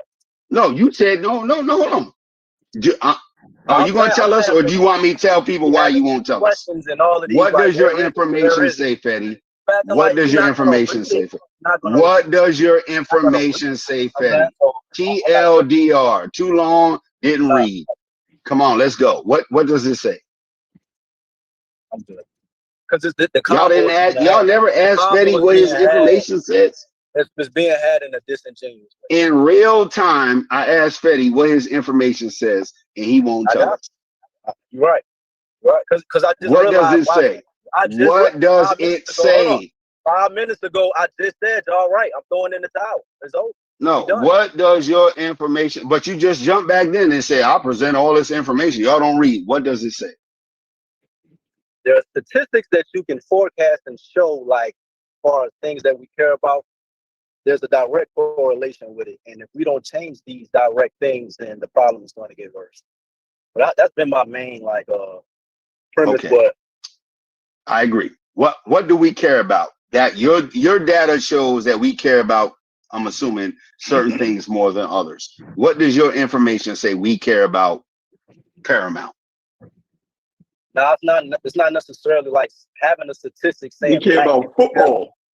Yeah, I was gonna say no. Hold on, not Fetty talking. Now Fetty talking. I'm saying you asking the statistical data for shit that I know based off being in my community, bro. Like y'all be forgetting that we black, my nigga. Like no. I was going off the information you presented. Let's just deal with the information you presented. That's what I'm saying. Yeah. Let's just deal with all that. I was saying is that you can't really find a statistic like that explaining, well, what do black people like? And it's gonna give you like a good idea. But based off reading books like Black Metropolis and a lot of authors from the 50s and 60s, they noted that like Chef said, a lot of African Americans we value sports a lot. And I even admitted that I'm a victim of that. Like after reading those books from the 50s and 60s, how like black people gather together at a radio and how we know all the stats of every player and shit like that, and how that's a lot of our main talking points when being around each other. That stuff has a lot of personal. No, hold on, slow down. Personal observations, right? That's what you're saying. Personal observations. No. I'm saying off of what people said when I won't even live it. I like the precursors of a lot of things that we see now. Okay. No. I thought we were talking about the data that you presented. I wasn't going off your personal. No, you said some shit about what we care about. That's what you said. No. You said you presented us data. That was one thing you said. And then you said what we care. There's information, hold on, showing that we care about some of the probably wrong things, or you didn't say that? No, what? I'm saying things we care about. Okay. No, the context was me saying what we care about is like educational attainment. Like you kind of messed up. Oh, you misinterpreted. Okay. Stop right there. Okay.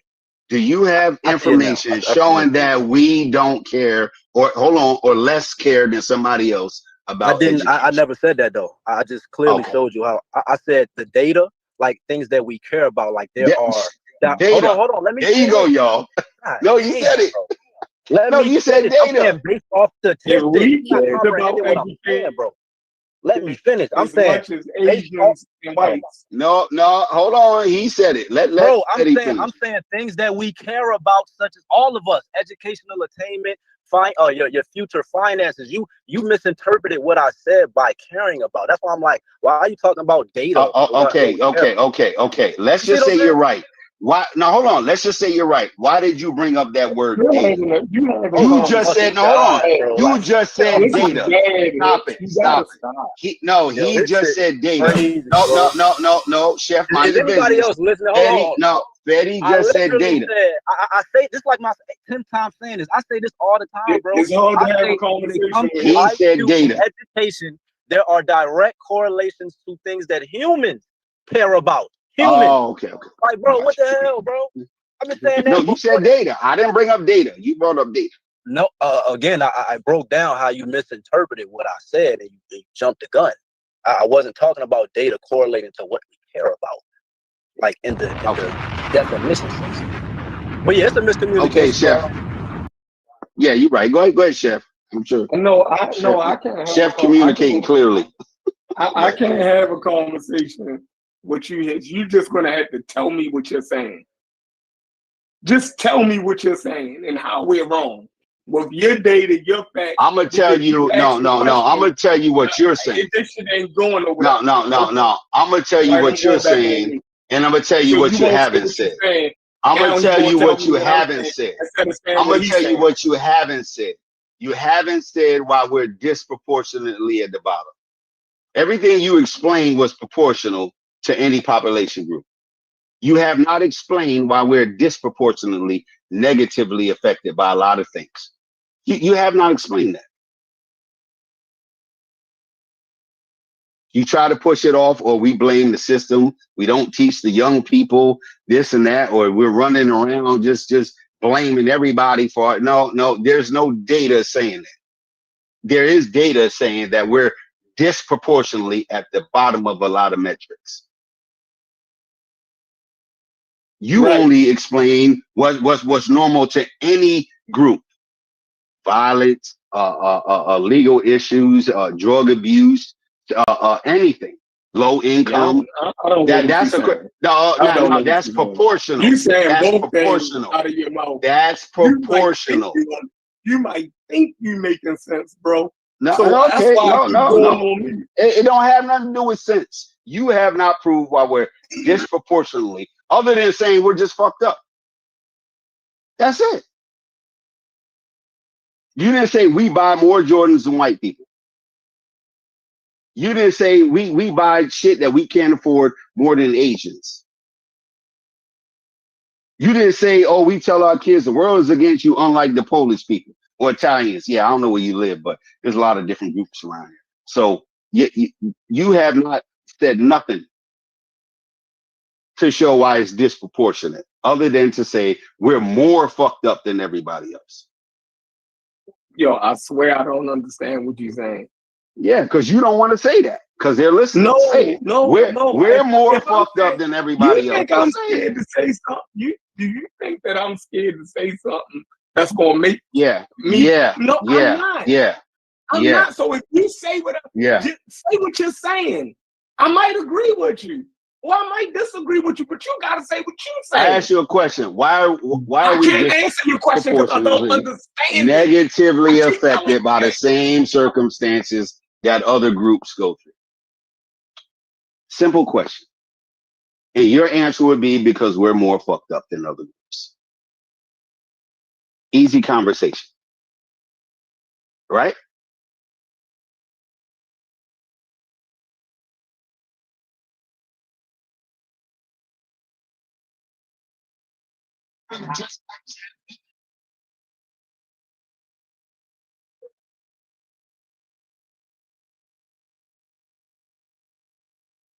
Chef not convinced, man. I think Chef is really trying to propose certain things and ideas to have a conversation on, and I think he's not convinced with the answers he's getting. I think he's trying to like work with y'all, the ones who disagree with him, but I think again the answers he's getting, he's not as convinced to agree with y'all. I think that's what's going on. I agree. And if we don't have no information, it's just our opinion, right? If we don't have no data, it's just our opinion, right? I got hella data to prove whatever point I'm trying to make. Okay. I'm not trying to do that right now. Because it'll be no point. Because like y'all said, why should I even care? Like, we done. No, Fetty, 10 minutes ago, I asked you, what does your data say? What does your, no, hold on. He just said he got hella data. Y'all heard it. What does your data say? Just say what your data says. Just say what your data says. You said you got hella data. What does your data say? What does your data say? What does your data say? I literally just said I don't want to talk about it. You see, now y'all heard Chef can't talk about it, and Fetty who won't talk about I'm saying I can prove my You got point. can't and won't. You got can't and won't. Get your asses out of here. Damn, you right, bro. Get your asses out of here. It doesn't matter. What does it say? The world. And what does it say? No, what does it say? I'm not about to waste. I'm not wasting my time. I told you what my data says. I told you what my data says. I can show you all the data. I told you what my data says. What does yours say? And you're not gonna say. You know what? Yeah, bro? You're can't right. and won't. That's your new names. Bro, can't and won't. Can't and won't. I'm using can't and won't. I'm using foresight. I'm forecasting what's gonna happen. You ain't forecasting nothing. What does your data say? I'm on a fucking highway driving, trying to send you data for some shit. What does your data say? But you presented it 1,000 times. This is what you said. You said you presented it a whole lot of time. You should know it by heart. Man, look, what does it say? At any point I'm proving I can. The audience wants to know what your data says. I've been proving it. So, hey, bro. It's just what does it say, Fetty? What does it say? But look, though, question. Let me ask you a question. I ain't answering. You can't answer. I ain't answering. Are you again, bro? Nope. I can send. Talk to somebody else. I'll send it when I get off the highway. But look, I'm saying, right? Are you saying that black culture is in a good enough state that can propel us forward for the generations to come, and you have no critique on black culture and how those are things that probably can be self-inflicting along with the systemic shit y'all talking about? Are you cool with the state of our culture right now? What does your data say?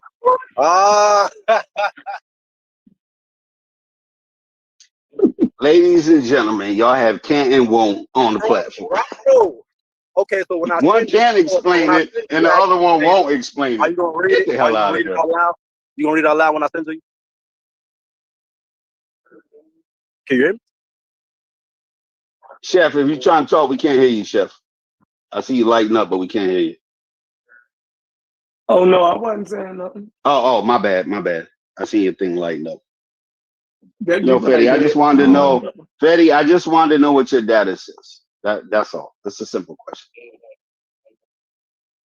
If anybody think that's not a fair question, I'll mute out and shut the fuck up. I just want to know what Fetty's data says about African Americans. That's all. Hold on, but Brass presented something that said that African Americans working the same job as other people get paid less. I'm saying that's crazy. Like, I don't know if that's explained right. You feel me? But if we actually believe that, it should be some riots going on. Like, that don't make sense. No, don't start no fires. Do not listen. No, he burning just nothing. that. Yeah, but he says some fires going on. We're not condoning violence. I'm trying to figure out if that's true, and y'all always. I'm sure if you Google it, well, Google it. I'm sure it's a Google search. I'm in the middle. I'm in the middle. Well, not you. You know what I'm saying. If y'all feel as though that shit is true, and this, like, what do you do about that?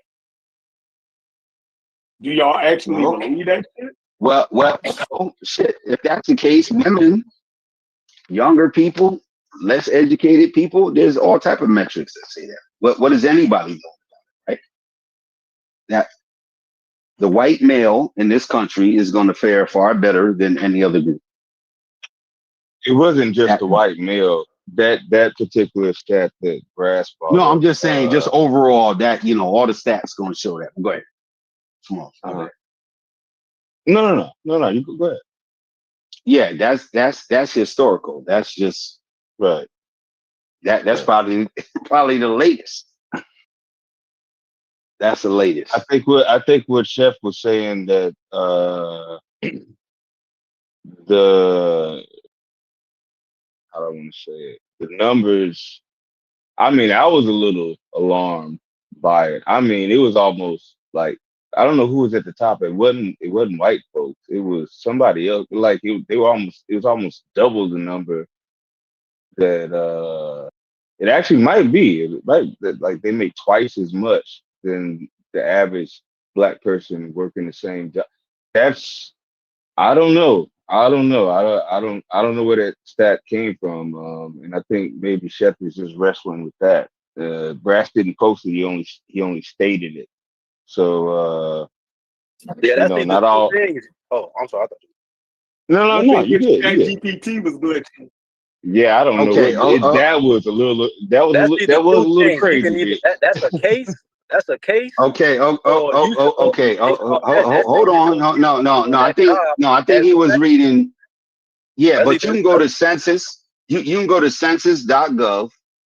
You can go to the Office of Management. What is that? And Budget, the OF, whatever, SMB. You can go to government websites. You can go to watchdog websites that give you economic information, county, state, business, corporation numbers. You can get all of that. You can get demographic information from a ton of websites that just chart information like that. But you can go to census.gov. I'm trying to look on the computer. I had it like 40 shits. You can go to you can go to U.S. Department of Labor, policy, government, anything for women. You can go to that, minority. You got all type of websites that just collect and disseminate data. Yeah. So yeah. This is not just I Googled, ChatGPT said. Nah, these numbers are out, and that's what I was saying earlier. A lot of these institutions will give you information that shows how fucked up they are. By law, they have to. That's public information. Like if they're telling you, yeah, you're more likely for some shit just because of this, and they're the ones instituting this shit and carrying this shit out. Like, okay, well, I don't believe that. I don't believe black people going to serve more time for a similar crime as a white person just because they said it. No, if they said it, they done did it, and they're doing it. But just to be fair, I mean, we don't know where the stat came from. I mean, he didn't post it; he just quoted it. So okay. Just to be fair, I'm just saying, just to be fair, that we lead in sports. That was kind of uplifting already stereotype. I'm like, oh, that don't really help. But if it's true, it's true. I got you. Right? I mean, hey, but if it's true, it's true. Is it racist if another group say, they known for playing sports? That's their main. Is that racist? And I think that was a ChatGPT search. That was separate from the other stuff that he read when he was talking about the financial or the wage discrepancies, right? What I don't think he read that at the same time that he read the he read that was a whole paragraph. He was just saying all of the things that we was doing. Oh yeah. He was you might be okay. That's the contribute. Yeah, exactly. But at the same time, to show what on the other end. Not that his point was to show. I'm saying on the other end, even with all of those accomplishments, on a regular basis, whether it's saving the account, whether it's parents in the home, whether it's staying out of trouble, whether it's maintaining a job, we're still at the bottom of a lot of metrics. And so even with all of those things, right? Why are we not only at the bottom, but disproportionately at the bottom? That's the tougher question to me. It is to me as well, Hitch, because as I said again, I predicted some of the things that Brass, some of the stats that Brass was gonna pull out this morning. I was I was pretty much completely on Chef's side at the argument, like in 2025, like there's kind of no excuses. But man, when you start looking at those numbers, I don't. Somebody's got to explain that to me. Especially when Brass starts bringing up the success stuff, which nobody's arguing about that. We might argue about the wage thing, but nobody's arguing about what we lead in and what we succeed in.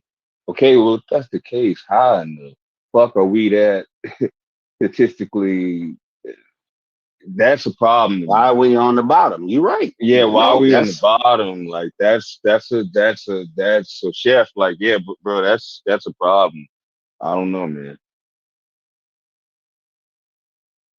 you have county websites, you have city websites, you have state websites, you have federal websites. You have non-systematic websites that collect data and use data. A lot of this information is available. Mhm. A lot of it is available. Mm. You can go look up. These are their numbers because guess what? They made the rules, record keeping, documentation, things like that. Anything above board is on paper some fucking where. It's documented somewhere. That's just the above board shit where you can And find this information on. right, and the thing is, if the argument is that we're on the bottom just because it's bad culture and we just got some fucked up shit in the culture, but you can still show systemic bullshit, then what's putting the bad shit in the culture? Like That's why I said two things can be true, and if you address the right. things that can help alleviate some of those problems, then that's the most logical thing to do. Like I don't see. Okay. I agree. Yeah, I won't agree. argue with that. But here's the problem for y'all intelligent people, right? If someone can show how not having a job in your area that pays enough for you to earn a decent living, they can show you that numerically, geographically, legally. Like it's nowhere here to make good money on paper. Mm-hmm. That's different than saying you buying joy.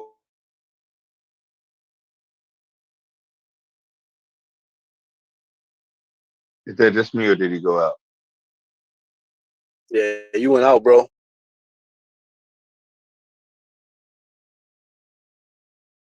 It hits you out. You can hear me.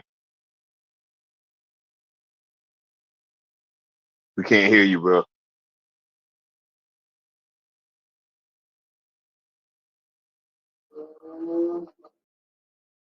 Logic, until he comes back, were you gonna say something? I don't know what to say right now. The conversation sounds crazy as shit to me. And I see people kind of dug in a little bit in their positions, and it's kind of. I'm still stuck on earlier. How I think at the end of the day, okay, maybe let's redirect. Does anybody think that the train is going in the wrong direction? In America.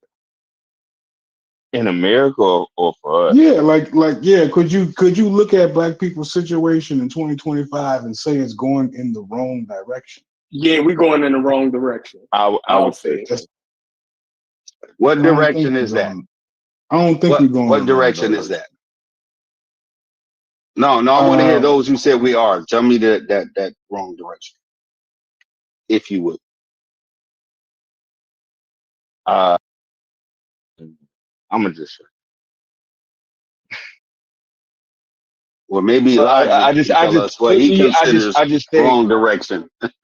I don't think we're going in the wrong direction, but I'm saying I think that our college graduates are increasing, right? I think that I think the future looks promising to me. I just don't think it might be happening as fast as we want it to. And we still dealing with some barriers, but that's what I mean by going backwards. Does it seem like we're getting dumber? Okay. Right? Are our reading levels going down? Is our incomes going down? Okay. I think I think in comparison it probably looks crazy, but I'm guessing, and my guess is going in the right direction.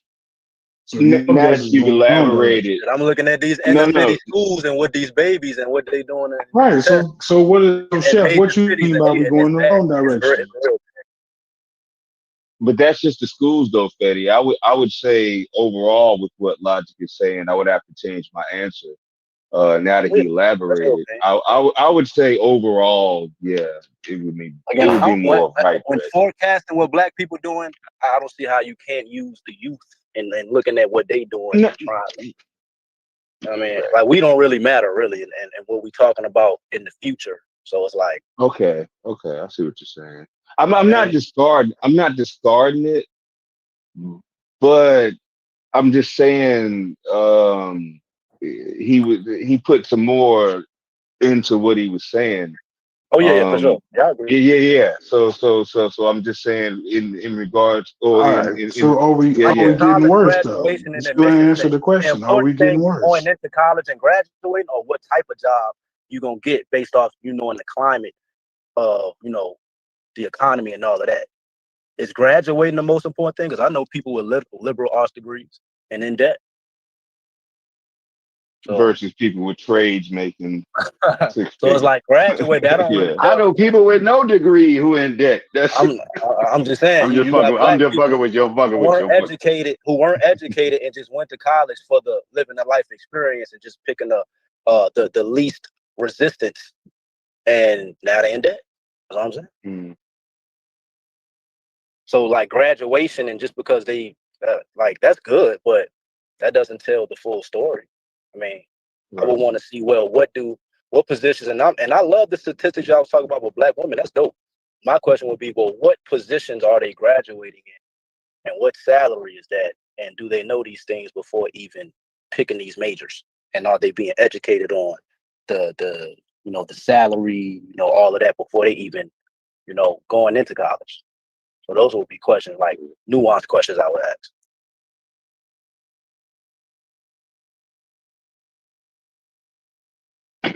Think you have to ask Brass and he's not around.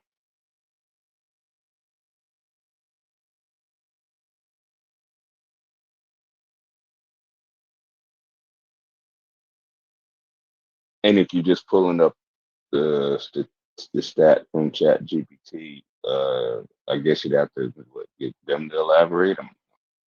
I'm not sure.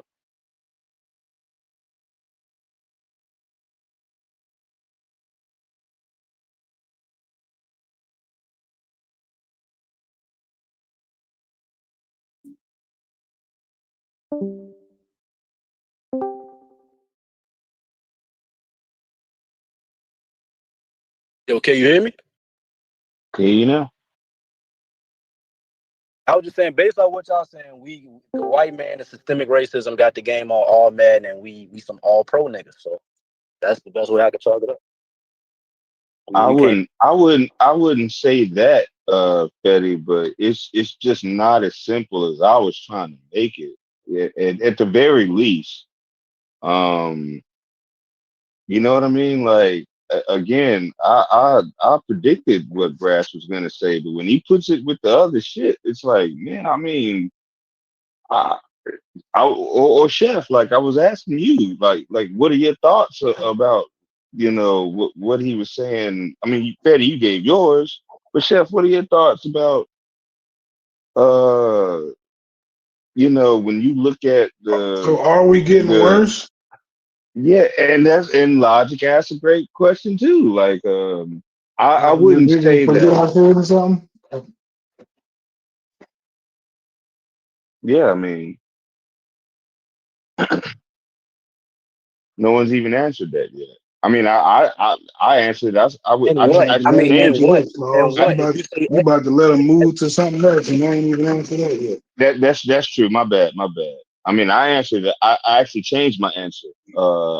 I said at first we were, but then once you elaborated, I said no.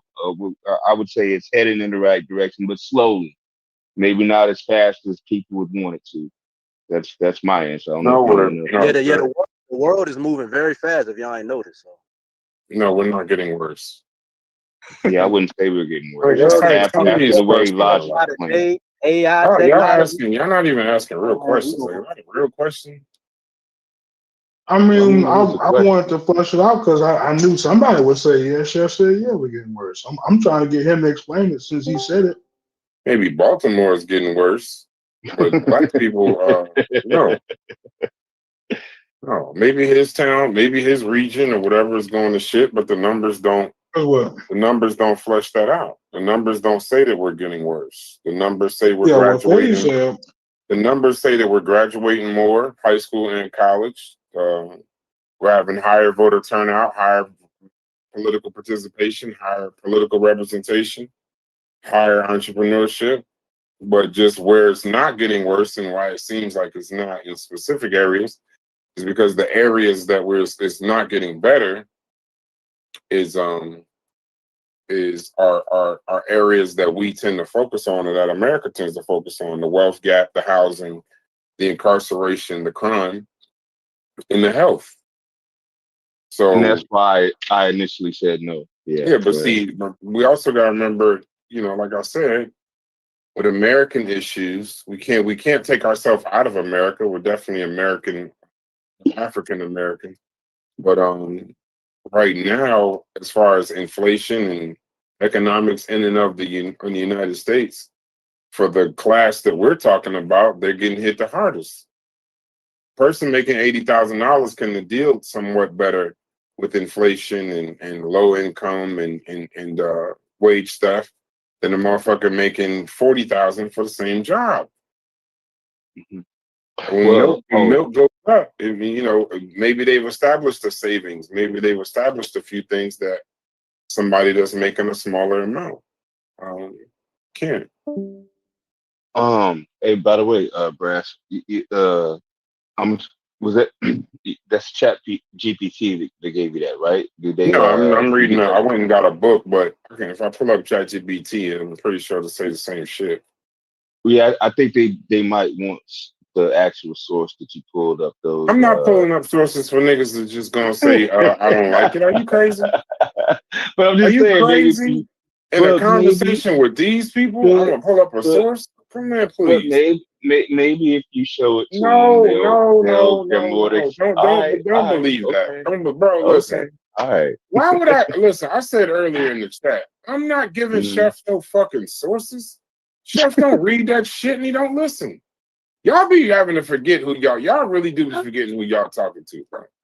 Like this nigga is once he's dug in, he dug in. I'm not even talking to Chef right now. No. You got to fix that. Chef Mike Carnivorous with. Fix it up. Right now we dealing with Carnivorous. Chef will be back shortly. Carnivorous, listen. Carnivorous will come off mute, say some shit to keep the conversation at the highest level of aggravation and go right back on mute. Chef ain't participating. Y'all the niggas taking them serious.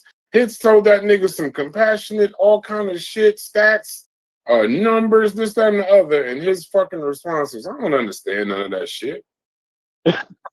And they called Cuban a squatter earlier. Yeah, he said Cuban told that nigga he was a tough time in his life, all kind of shit. You was living in a bando. You talking to shit? Be damn, I go get a source for that was dirty. God, fucking put a bullet in my head if I fucking get a source for Chef. For Carnivorous. Fuck Carnivorous. Chef, my nigga. I don't even know who Carnivorous is. And to Carnivorous, just so you know, when I say you were trolling, that's the. I believe that you believe some of what you said. That's the only reason why I said that is because, like, you do be kind of lighting the match and walking away, like nigga. I'll be getting in the car with you, and then I'll be looking. Listen, hey, that nigga done jumped out a block away. Carnivorous is just enjoying the fact that we're discussing him while he's on mute. Just stop talking about it. That nigga's watching him right now. He said he's gonna do it. No, what up, y'all? Smalls, you don't remember none of these conversations that him and Fetty used to have? You don't remember none of those conversations? Yeah. Are these not the exact? He was killing. When I say killing, he was murdering Fetty for the same stances he got right now. Same stances, yeah. Come on, bro. So don't worry about Carnivorous. Chef will be back one day. Yeah, I don't mean. So my bad, bro. I didn't mean. But now, where was we at with the worst? Trolling. We're not doing worse. So where's the? All right. So the question was answered. Now what? Are we getting worse or better? Well, I already gave my opinion. Well, I mean, okay, so since we're not getting worse, but I mean, for me, I guess this is where the part kind of sounds insensitive. But since we're not getting worse, I'm not so sure where we benefit from harping. Right? It's almost like if that's the case, you can't deny that some progress has been made. Right? If once you acknowledge that it's not getting worse, you can't go on and say like, oh, it's never been this bad. You know what I'm saying? It's getting better. So, like I would say at that point, you got an opportunity to really pick which one you're gonna focus on. Right? I can actually have enough leeway to focus on the stuff that I can do. I don't have to just harp on all the stuff that's in the way. So like I guess we would have to be just acknowledging how fortunate we are to some degree. But yes, we are fortunate enough to be able to have things to take advantage of. And it'd be a separate conversation about if we do that well. But yes, we actually can be proud of all the stuff we have accomplished and feel good about the stuff that we should be able to accomplish in the future because of our previous accomplishments. So. That's just my. Go ahead, go for it. No, I just want to say things are getting better, but it depends on the metric. And some metrics, specifically when we talk about wealth, it won't get better because the people that you're competing with are not going to stop. And the gap is just going to get larger and larger and larger and larger. So only something really, really transformative, i.e. like reparations, would solve that problem. I mean, this is why the reparations discussion popped up in the first place, because people were looking at the numbers and looking at the data. Oh, nothing can fix this other than the government like injecting resources to a specific group that was harmed in a specific way. So I want to say that. And another thing that we have to watch out for with white supremacist racists and the Charlie Kirk types and the talking head right wingers, what they always do is look at these stats in a bubble. And they never want to address like the history behind why things are the way they are. So, why are your stats so bad? But they'll discount 250 years of slavery and 100 years of Jim Crow. Right. That never matters. The context never matters. The context why y'all live in the ghetto when they created the ghetto never matters. And so, that's like the gaslighting part of why things are the way they are and how things are built to be the way they are. Somebody got to drive Uber, and it's going to be your kids unless you got money saved. And the way people like talk and clown black folks, I just kind of want to know, like, what's your net worth? Because people be in this room talking like their net worth is $500,000 or $1 million. And I, going by the stats, I don't think it is for people to have some of the attitudes and the opinions they have. Mine is. Is how high? Hey, Ashton, Good for you. You're a rarity. I'm gonna warn you, like every other sensible human being that participates in these conversations. Don't deal with carnivores. I mean, men better than you have tried to speak sensibly to that crazy nigga. Just wait till Chef get back. When Chef get back, we'll have a decent conversation. Because we have an issue with mental health in our community. Yeah, yes, exactly. It's the death of our anti-intellectualism. Yeah. We got a lot of issues, but ultimately, I want to read little self-destructive disorder. Let me read this tweet real quick. They immediately go to I. What I do? What I'm doing? What I do? What 100 times that I was a millionaire. So now you can be one. I ain't say that so you can tell niggas. I can tell you that I ain't say that shit so you can tell motherfuckers that you ain't shit. That part. Yeah, I told you so that you would be able to understand what a lot of times motherfuckers be owning homes, Aston, and you know this.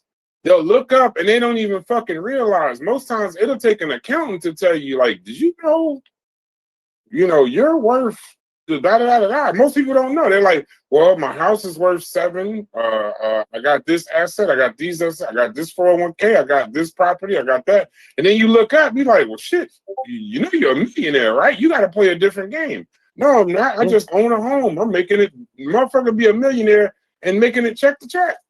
Yeah, You don't even millionaire is not realize. what it used to be. If you own a house in California, you're a millionaire. If you like halfway paid off your house and you've been working for 20, 25 years and you got 100,000 in 401k, congratulations. You're like in the top 3% of Black America with just like 300k liquid. And 300k ain't shit. Chef just wanted to be able to say, look at me. What's wrong with you? What's wrong with you, Good for niggas? him.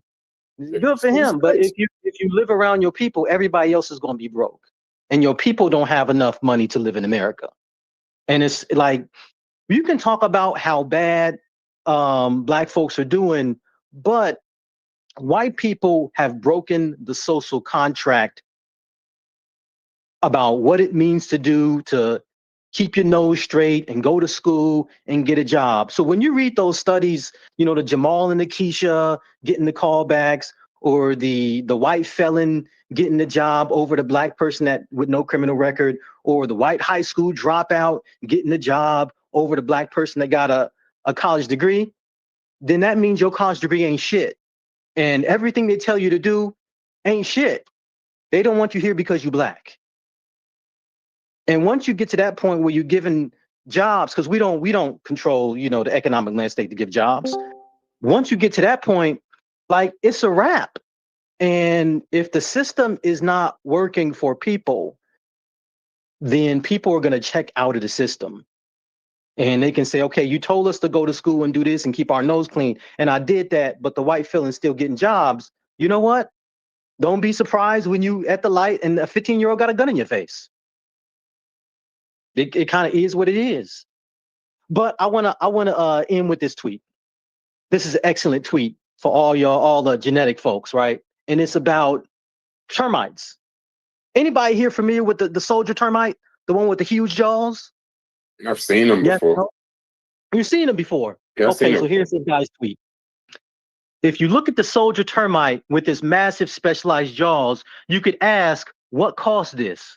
A simple answer would be the activation of specific genes during the development caused proteins to be produced that built the jaws in this shape. This is true, but it's an incomplete story. It doesn't answer the next more important question. What caused those specific genes to be activated in that specific way? And this is where everyone leaves, because they already got the first question that they wanted to know, and they don't even care anymore. But person goes on.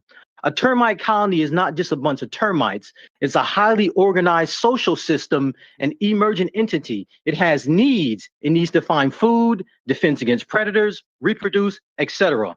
The overall structure is the formal cause. The colony's survival in its final cause, the colony needs to be communicated to its individual members. When a colony is under threat or lacks defenders, the existing termites and the queen change the mix of chemical signals they release into the environment. A developing termite larva is bathed in this chemical soup. The specific pheromones it encounters act as constraints on its developmental process. These external signals trigger internal genetic switches. If the larva is exposed to the "we need more soldiers" chemical cocktail, its developmental pathway is channeled away from becoming a worker and towards becoming a soldier. The genes for jaw development are overexpressed while others are suppressed. The conclusion, the termite has no choice in its development when it comes to the colony. So you can sort of think about that, and us in America and this 400-year experience, and we only really been free for 50 years. And a lot of people don't understand that. They haven't looked at the numbers like that. They don't realize we've been enslaved in America longer than we've been free. You got to get to 2050 and then it'll equal out. They talking about the numbers to match wealth parity with white folks. It'll take 250 years. How long were we enslaved? 250 years. Whoa, what a coincidence. Who would have thought? And so the context is key when it comes to a lot of this stuff. I don't know what the answer is, but when the social contract is broken and people are saying do A, B, and C, and you don't get the rewards for doing A, B, and C, people going to revolt, and people going to say, fuck it. And, they're going to just do whatever. And it's going to cause social collapse. What you see now, in my opinion, is social collapse. Everything and what's supposed to happen, the whole shit together, is not happening. And then the whole thing just collapses like House of Cards. That's pretty much all I got to say. Except for the last thing, dealing with crime. Don't let white people define crime, because all the stuff that they do, they're going to take it away from crime. They're going to focus on very specific crimes, but all they shit, number one, they're going to remove crimes against humanity. They're going to talk about how violent you are, but you here in the first place because of them. They killed 6 million Jews. They killed 50 million Indians. They crashed the stock market, LIBOR scandal, H&M scandal, savings and loan scandal, Lehman Brothers, AIG, Enron, this dude's island, wage theft. Wage theft is in the hundreds of billions of dollars every single year. But that's not crime. Dumping all the shit in the river, pollution, that they don't, all the stuff that they do, they don't count that as crime. It's just whatever. All the corruption, all the lobbying, all the theft. We went over to Iraq and killed 1 million Iraqis for oil in an illegal war. It's illegal, but that's not crime. So always keep that in mind. I know who the biggest criminals are if you really want to run the numbers. It ain't us. It's not even close. Give me 1 second, brother. Thank y'all for coming to my TED Talk. Hold on, Aston. Don't leave just yet. Don't leave. All right. Yeah. Hold on. Just appreciate you. Sometimes you gotta pop out and show niggas. Certified boogeyman, I'm the one that up to score with. I appreciate you, brother. Couldn't have said it. Couldn't have said it. No problem. Couldn't have said it no different. And you know what's funny when we talk about the crime? I never even considered to look at it when we talking about these Western civilizations and the sprinkling of all this fucking freedom. I never even thought to give them credit for Holocaust. Yeah. I never thought to give them credit for Enron and savings and loans and the Great Depression. Never thought to give them credit for that. And the funny thing is, I'm a person that constantly says, because they don't want diversity, they're going to sink this country because there ain't enough of them. And I never thought to realize that they are committing the biggest crimes in history.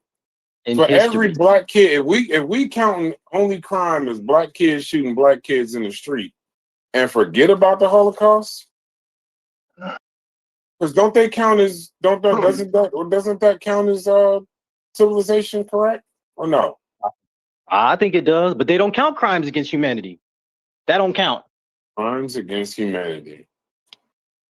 I appreciate you asking. I was watching a special on, I think it was like, What Would You Do?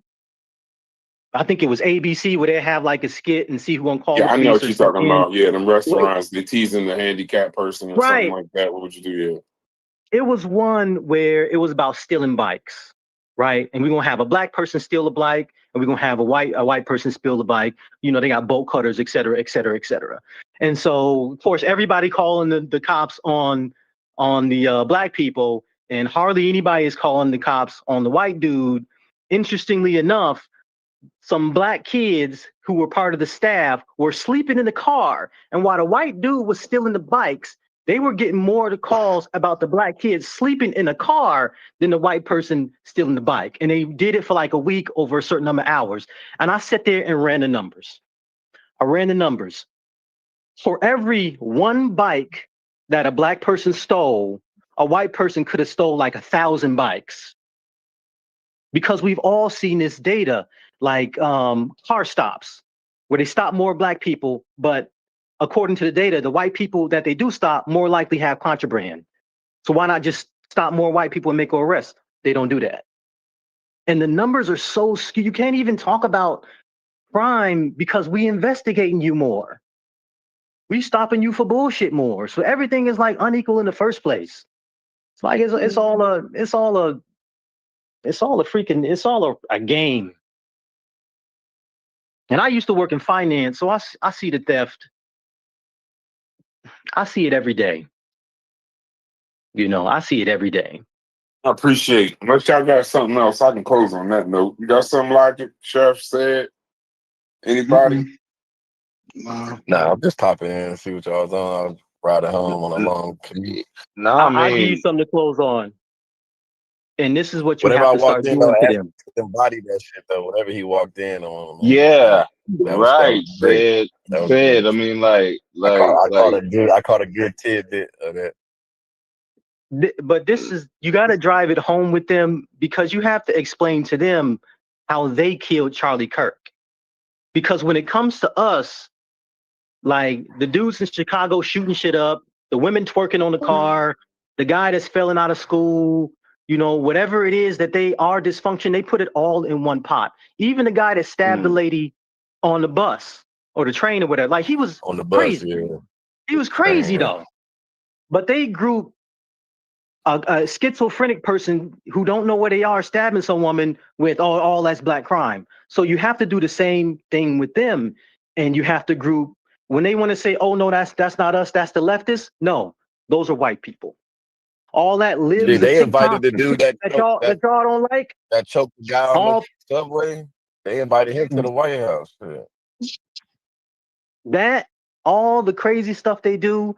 Y'all want to do this and change y'all kids. Y'all want to cut y'all dick off and all this, the bathroom shit, and all that is y'all dysfunction. Don't let them split hairs and say, "Oh no, those are the leftists and those are the Nazis." And no, that's the LGBTQ crazy army. That's not. No, all y'all have a dysfunction, and y'all group all our shit together. So we're gonna group all your stuff together, and then they'll sort of get that wake up call. Yeah, we did kill Charlie Kirk. It wasn't them. It was us. All right, y'all. Word up. Yeah, Aston B dropped the bomb. I would love to hear.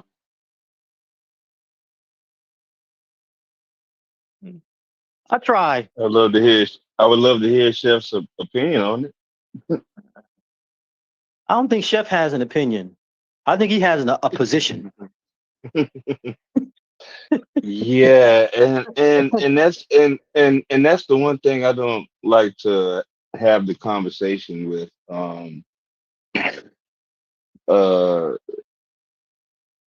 These conversations are coming. It might sound like I have a bias. I might or sound like I'm taking a stance, but this was a tough one. Today it might seem like it's cut and dry and simple, but I mean, people present it as when the conversation stayed on track. You know, good points on both sides. So, but yeah, but because it's something that I wrestled with once Brass finally came in and presented some information. And we kind of got off track because the conversation went somewhere else. But later on, once he presented some information, like I have some questions. Like I'm still wrestling with it. Like personal account, like, and even with the question that DQ asked earlier, which we never answered. What's the threshold from personal accountability to the threshold? What's the cutoff line? Personal accountability or systematic oppression? We still haven't really established that. So, yeah, it was a good combo. I don't. Like the thing is, I don't think I it actually can think be that's a one. good question. It can't be a cutoff line.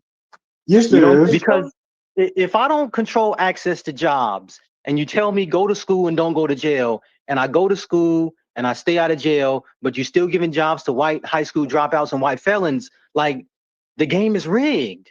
it's either on or off switch at that point.